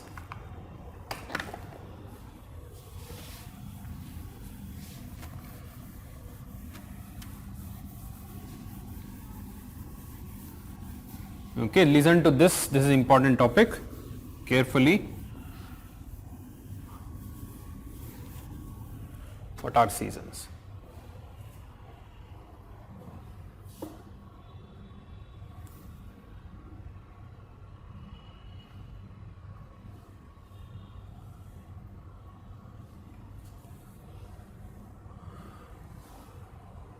So Rishabh is asking if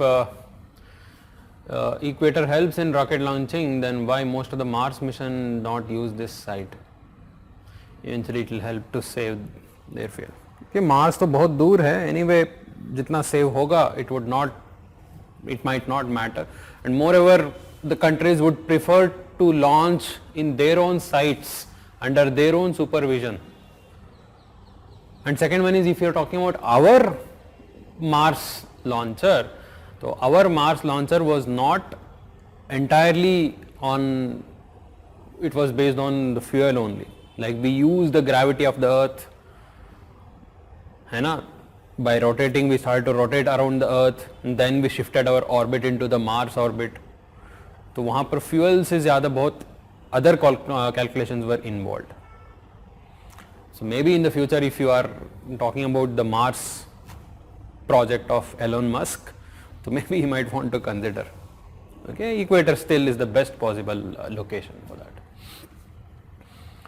So because Mars के लिए तो it's not about launching from here to there. It's not only about the fuel. They use many other things. So Durgesh is asking any logic behind February month. So even I'm not sure about this. तो ऐसे ही randomly किया होगा when the new calendar was made. है ना? तो so let's see. I'll get back if I find any reason behind this. As I know, I don't find any specific reason for this. Seasons.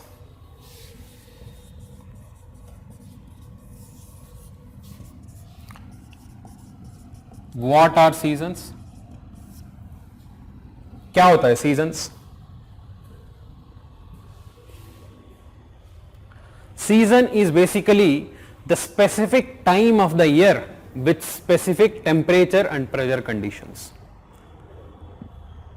which repeats every year at that particular time only. That is what is season. So we say summer season, winter season, rainy season. Even though rainy season is not a particular season, we use rainy season in India. Standard wise, if you go standard definition of seasons, there are 4 seasons. Summer season when we feel it is too hot. Winter season when we feel too cold. So in between summer and winter, when the things change from summer to winter, we have autumn season. In between. When things change from winter to summer, we have spring season. 4 season. So usually this is the standard. But in a place like Delhi, we don't find spring and autumn. Summer khatam hota hai, immediately winter shuru hota hai, winter khatam hota hai, summer hota hai, we know about that. But as you come towards the tropical regions, that difference between the different seasons would also be lesser. You will understand more clearly about this. So basically what are season? The change in the temperature and weather conditions with one specific condition to another ones. That particular year, that particular time of the year will have specific condition. We'll always have from March to June summer, from November to February winter. This is the condition in northern hemisphere. Any of you, if at all you have been to Australia or South Africa, it is opposite over there. वहाँ पर तो November to February they will have summers and March to June they will have winters. Okay, very famous. जब हम 2014 में, हाँ 2014 का IPL has been shifted from India to South Africa, if you remember. So our players, so they know about the weather condition. Along with the players, many other people also went, the franchisee owners and all, है ना. So यहाँ से they had India, it was summer, peak summer था, so the summer condition. They had gone to South Africa, वहाँ पर तो winter है. They had all brought summer clothes over there without even considering the difference in the climatic conditions. So you should actually see, if at all you are traveling internationally, वहाँ पर क्या season है, you should specifically understand. So basically the seasons vary from one place to another. ये AC कम करवा दीजिए. Season varies from one place to another and one time to another. The temperature and pressure conditions. What causes these seasons? And if you ask anyone, it is a normal tendency to think that maybe at one point of time we are very close to the sun and another point of time we are very away from the sun.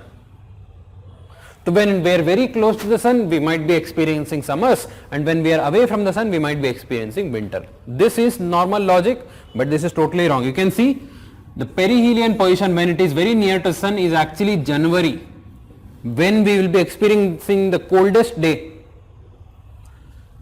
The aphelion position, when the earth is very far from the sun, it is actually July. It is summer in New Delhi. The peak summers. So how is it possible then?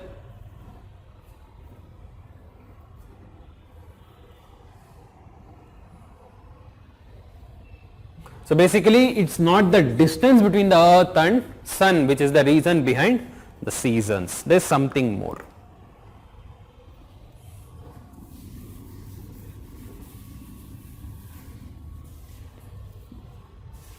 There are three factors which are responsible for season.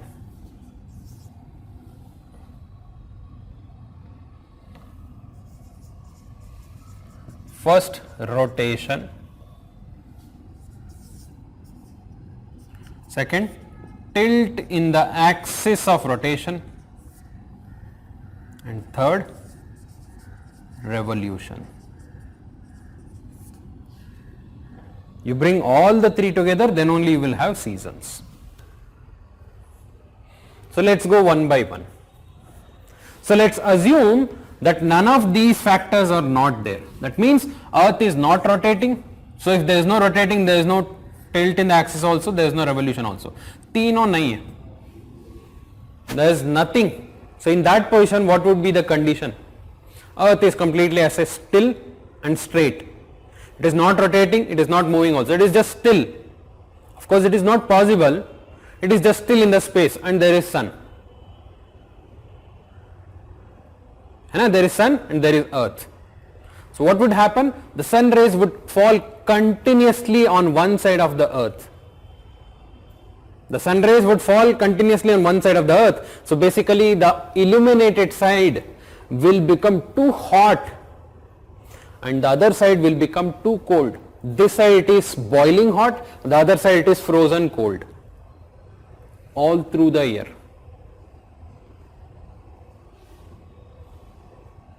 If there is no rotation, there is no revolution. Rotation नहीं है तो tilt भी नहीं रहेगा. This is the situation.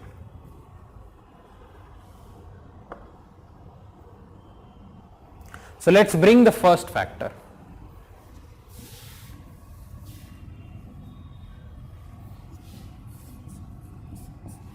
there is only rotation.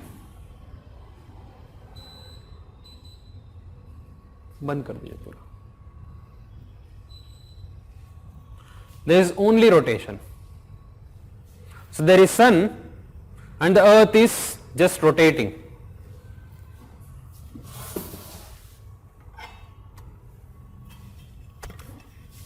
We have sun here and earth is just standing here, it is not moving and it is not tilted also, it is straight, it is rotating in a straight axis.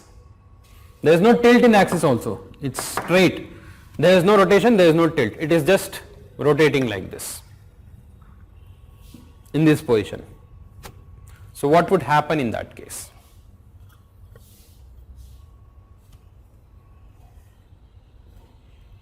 That means it is straight and the sun rays are falling continuously here, but it is rotating. There is an exchange of day and night, day region and night region. So the temperature will become moderate. So earlier this side is too hot, this side is too cold. So now for half the time it is day and this portion will come back to this side and half the time it will experience night. So in 24 hours it will experience 12 hours of day, 12 hours of night. And second thing is, I told you there is no tilt in the axis. The axis is not tilted. So basically the circle of illumination is coinciding with the axis of rotation. The circle of illumination which I told earlier, so that is coinciding with the axis of rotation. When both are coinciding, what would happen? With one complete rotation of earth, so let's imagine along the equator.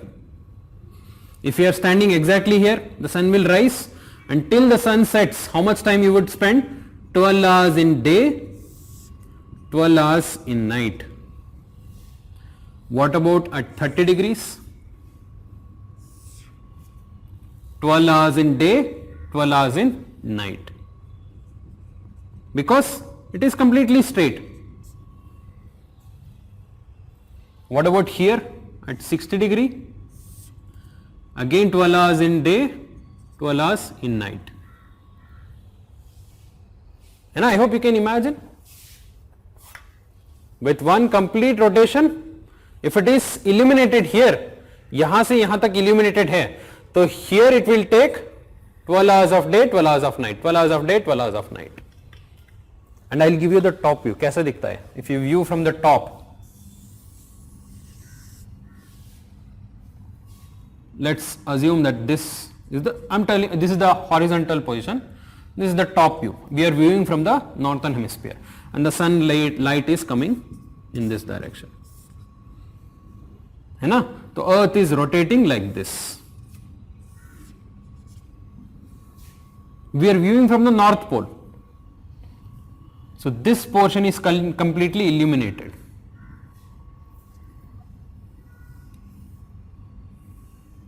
This portion is experiencing the night. So this is the direction. So along the equator, if you are standing along the equator, you will complete 12 hours here, 12 hours in night. Even if you are standing at 30 degrees also, 12 hours in day, 12 hours in night. Even if you are standing at 60 degrees also, it is 12 hours in day, 12 hours in night.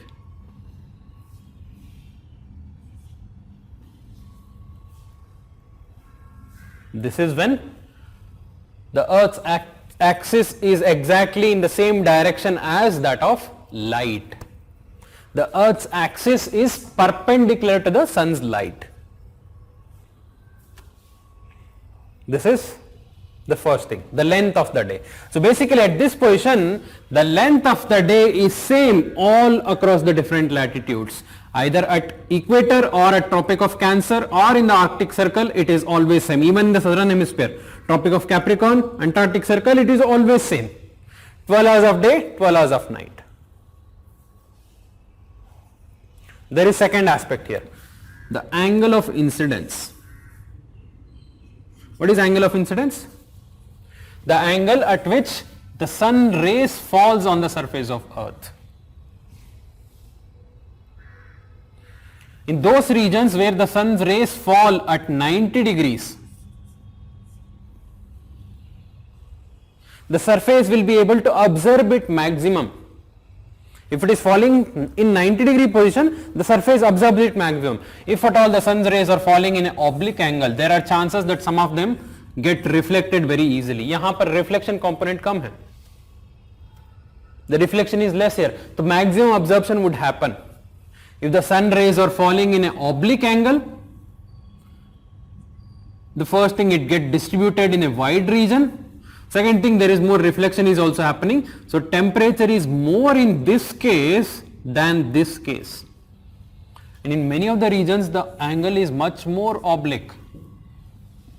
So here the temperature will be much lesser. कहाँ पर होगा? If you can see, near to the equator, the sun rays are falling vertically at 90 degree. But here at 30 degrees, can you see the angle between the earth and the sun rays?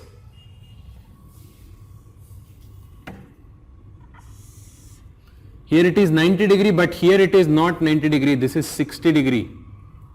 At here, this is the surface, and this is the angle, this is 30 degree. What about here, exactly at pole? This is the surface. This basically angle of incidence is 0 degree. The sun rays are falling at equator and 90 degree position, and that the angle of incidence has started to decrease from equator towards the pole. So in this position, if I am asking you where would be the maximum temperature, it should be along the equator. Maybe this is 30 degrees Celsius here, because highest absorption is happening here. The sunlight are getting absorbed to a great extent because it is falling in 90 degree position. And here it is bit less, maybe 25 degrees, here 20 degrees, 15 degrees. So here it is maybe 10 degrees Celsius, because the sunlight is getting absorbed to a very less extent. Same would be on the southern hemisphere also. Highest temperature across the globe, where will it be? Near to the equator, and temperature decreases from equator towards the pole on both the hemisphere. Is that right? To summarize, in this first condition we are still here. When there is no tilt in the axis, there is no revolution, we are considering only the rotation. I am telling you two conditions. One is the length of the day is equal from equator towards the pole. It is all 12 hours, 12 hours, 12 hours of day, 12 hours of night. And second one, the angle of incidence is maximum near to the equator, which would experience the highest temperature. And from here to the pole decreases. Is that clear?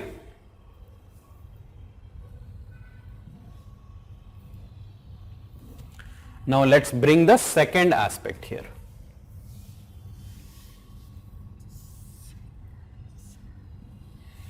Along with the rotation, let's tilt it, which is its normal position. यहाँ पर तो हमने tilt consider नहीं किया था. Now we are going to consider the tilt over there. When you tilt the earth in this direction, what would be the result of that? We discussed about two things. One is the length of day. Second one is the angle of incidence of sun rays. So this is length of the day is equal here, and the angle of incidence of sun rays is maximum at equator. Equator में क्या है? 90 degrees. Let's see the same thing here. Now since you have tilted the earth, there is a mismatch between the circle of illumination and the axis of rotation. Both are different now.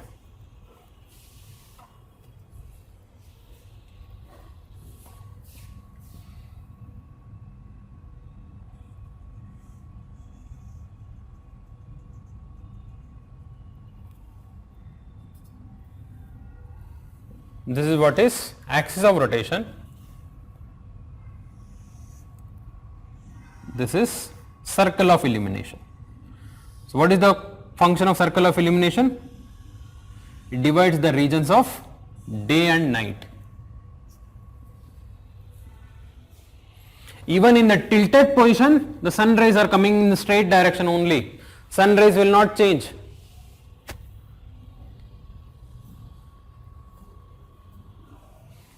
Now at this position you tell me the length of the day. So let's see at equator.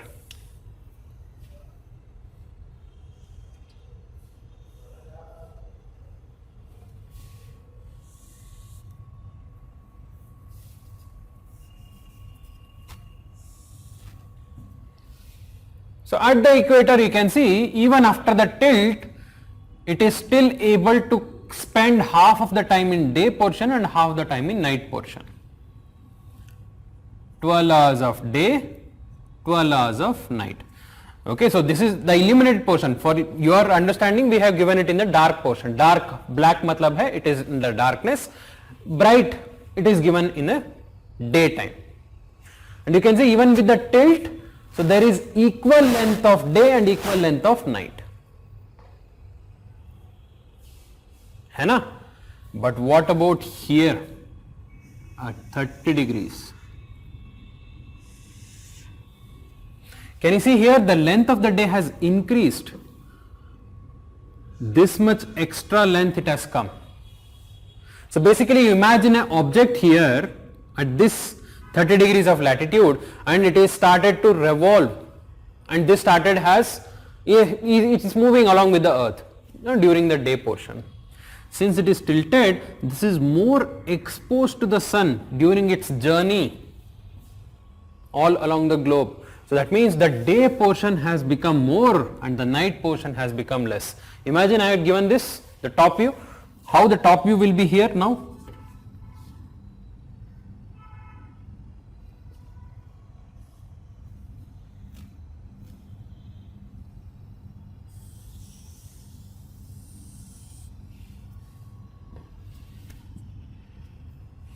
This is along 0 degree, equal day portion, equal night portion. But along 30 degrees, this would not be the scenario.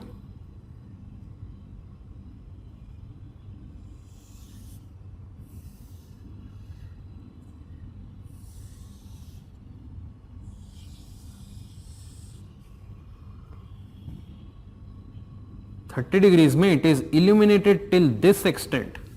The day portion is more than the night portion. At this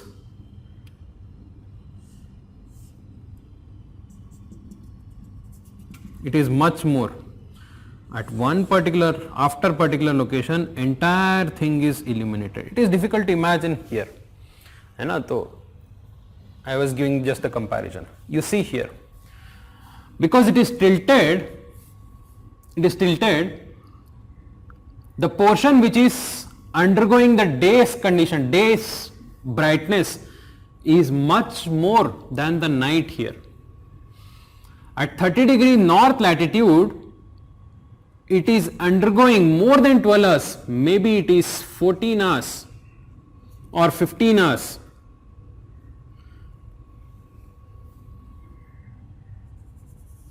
Here, can you see the day has increased much more? Maybe this is 20 hours.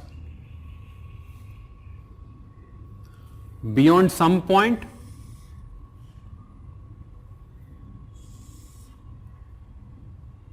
the entire portion is always under the sun.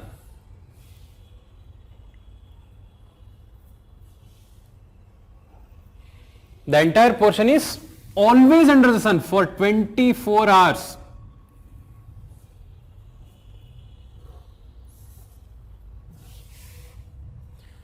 And this difference is because of this factor, tilt in the axis. Since we brought the tilt, the similarity, the symmetry which was existing between the first half and the second half, that is the equal length of day and night which was existing, that is disturbed. There is equal length of day and night along the equator, but from equator towards the pole, length of the day has started to increase because more portion is experienced during its journey around the earth's rotation. One complete spinning, more portion of the earth is exposed.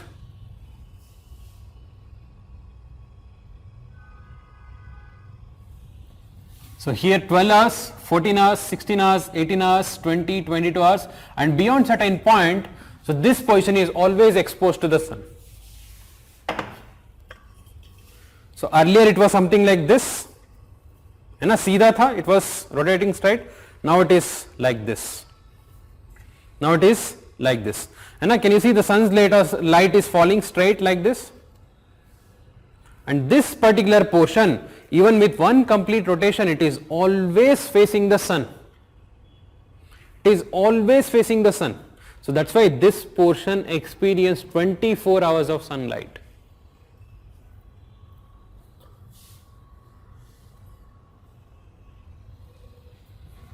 Beyond certain point. What would happen here in the southern hemisphere? Can you see? The length of the day has started to decrease. Here it is 12 hours, 12 hours. Here it is 10 hours, 14 hours. 10 hours of day, 14 hours of night. 8 hours of day, 16 hours of night. 12 hours of day, 4 hours of day, 20 hours of night, 2 hours of day, 22 hours of night. Beyond certain point, it's 24 hours of night. Those regions which experience 24 hours of day would always have sun for the entire 24 hours of duration of day. There is no sunset at all. Those regions which experience 24 hours of night, it's always under the dark. So length of the day is totally disturbed. Earlier there was equal, now it is completely disturbed. What would happen to the angle of incidence? The 90-degree sun rays are falling kahan par? It was falling near to the equator. Now where it is falling? It is falling at 23.5 degree north latitude. Why 23.5 degree north latitude? Because how much we have tilted? We have tilted the earth by 23.5 degrees. Yaad hai? Earth is tilted from its position by 23.5 degree. That's why even the equator which was supposed to have here, now it has moved by 23.5 degree. The 90 degree sun rays which was falling here, 90 degree sun rays which was falling here near to the equator, now it is falling at Tropic of Cancer. And second thing, can you see the portion of the northern hemisphere is receiving the sunlight at lower angle. Here what I had written, 60 degrees it is falling at 30 degrees, it is falling at 0 degree. Same portion, can you see? The same portion is falling at much more straight angles here. At exact polar region, here the sun rays are falling at 0 degree, here it is not falling at 0 degree, maybe 23.5 degree may it is falling.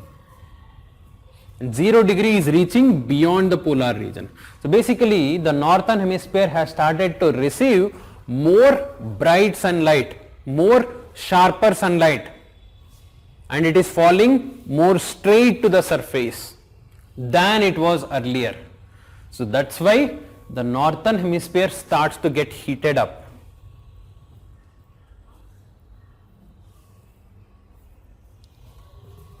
And that is what we call it as summer.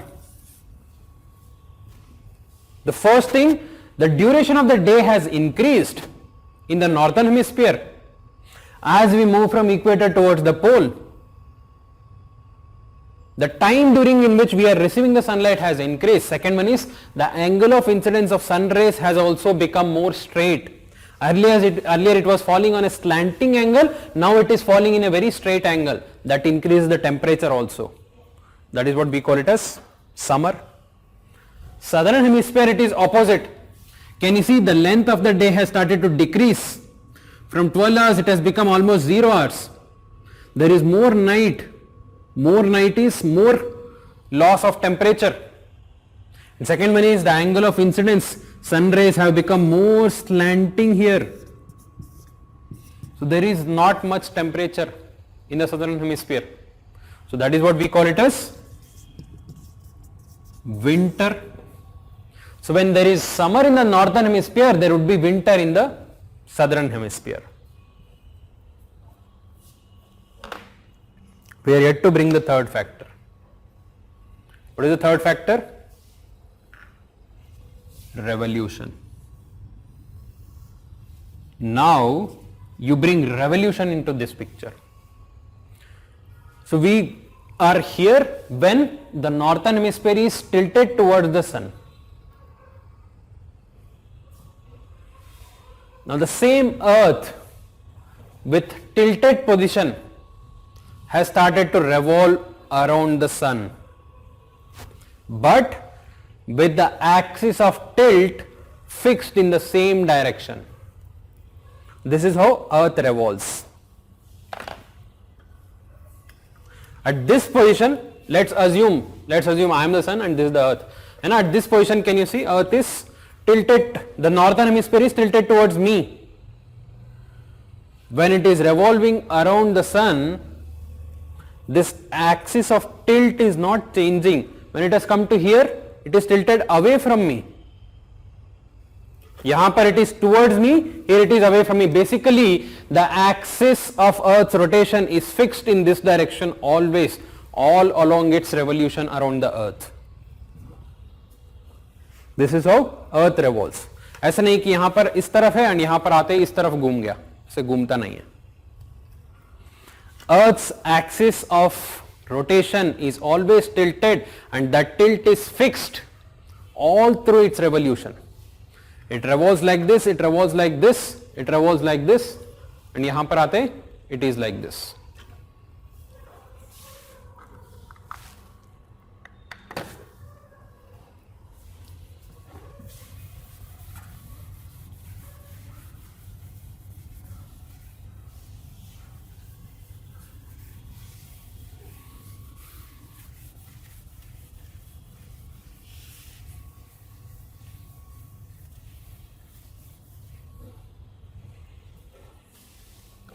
Now along with the rotation, along with the tilt in the axis, we are also bringing revolution.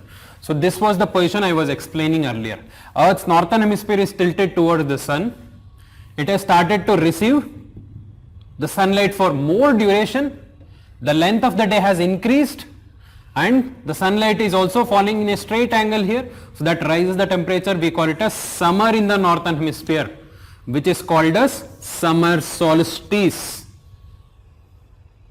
But during its revolution, the Earth's axis is always in this direction only. Can you see? It's in this direction, it's in this direction, it is always in this direction. So basically, यहाँ से घूम के when it has come to this position, the same northern hemisphere is tilted away from the sun now. When it is tilted away from the sun, this position has exactly become opposite. Now, the southern hemisphere has started to receive day for longer duration and night for shorter duration. The length of the day has started to increase from equator towards the south pole, and length of the day has started to decrease from equator towards the north pole. यहाँ पर जो condition था, the same opposite here. The first thing, length of the day has started to decrease from equator towards the north pole. Second, angle of incidence is more straight in the southern hemisphere than in the northern hemisphere. It is more slanting here. So here it is summer, here it is winter. So basically when we say winter solstice, it means winter in the northern hemisphere. When we say summer solstice, it's summer in the northern hemisphere.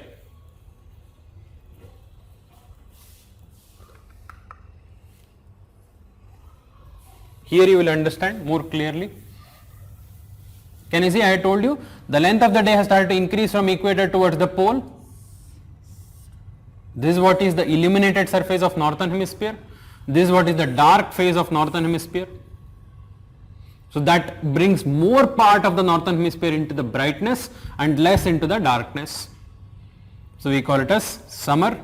So, but in the southern hemisphere, there is less part exposed to the brightness and there is more part which is away from the brightness.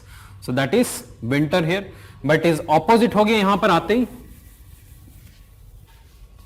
Can you see, more part of the southern hemisphere is exposed than the part of northern hemisphere. Only some part of northern hemisphere is exposed to the brightness. And यहाँ का देखो, darkness is much more. The length of the duration, can you see, has started to decrease from equator towards the pole. Here it is 12 hours, again 12 hours, equator. Equator to manage kar liya. What about these regions? Here it is only 10 hours. There is more night here. 14 hours of night. 8 hours of day, 16 hours of night. 6 hours, 4 hours, 2 hours, and beyond some point 0 hours of night. Exactly opposite of what happened here. This portion, those portion which was actually experiencing 24 hours of day would start to experience 24 hours of night. And in the southern hemisphere, the length of the day has started to increase from 12 hours to complete 24 hours. And the angle of incidence is more straight in case of southern hemisphere than in the northern hemisphere. It is more slanting here. So that increases the temperature in the southern hemisphere, reduces the temperature in the northern hemisphere. This is what we call it as winter in the northern hemisphere.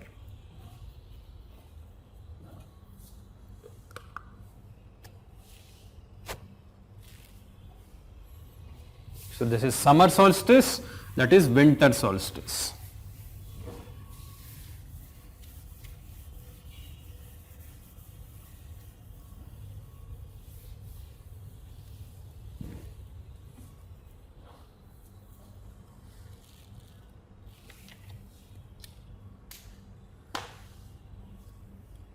Okay, so let's stop here. Actual concept of season हमने किया है. Some more things are there. I'll explain. Equinox I'll explain tomorrow. Fine. Equinox is in between. जब summer भी नहीं होगा, winter भी नहीं होगा. You will understand this. So if you ask me what is the reason behind the season, is it the rotation, is it the revolution? Of course, all of them are there. But what is the primary reason? It is the tilt of Earth's axis which is fixed all through its revolution.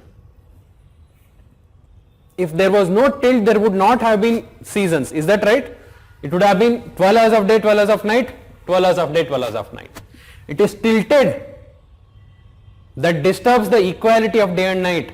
First thing. Second thing, the tilt is always uniform all across its revolution. That is, the fixed tilted axis is the reason behind the seasons.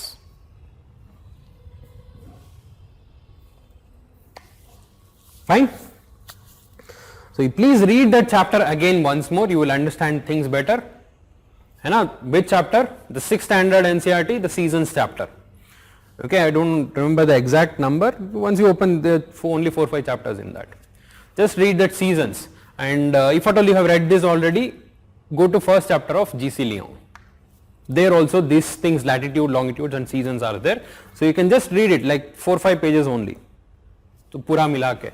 You please read that and come. Then we will discuss some more things about seasons and I will give you notes also tomorrow. Fine? Thank you.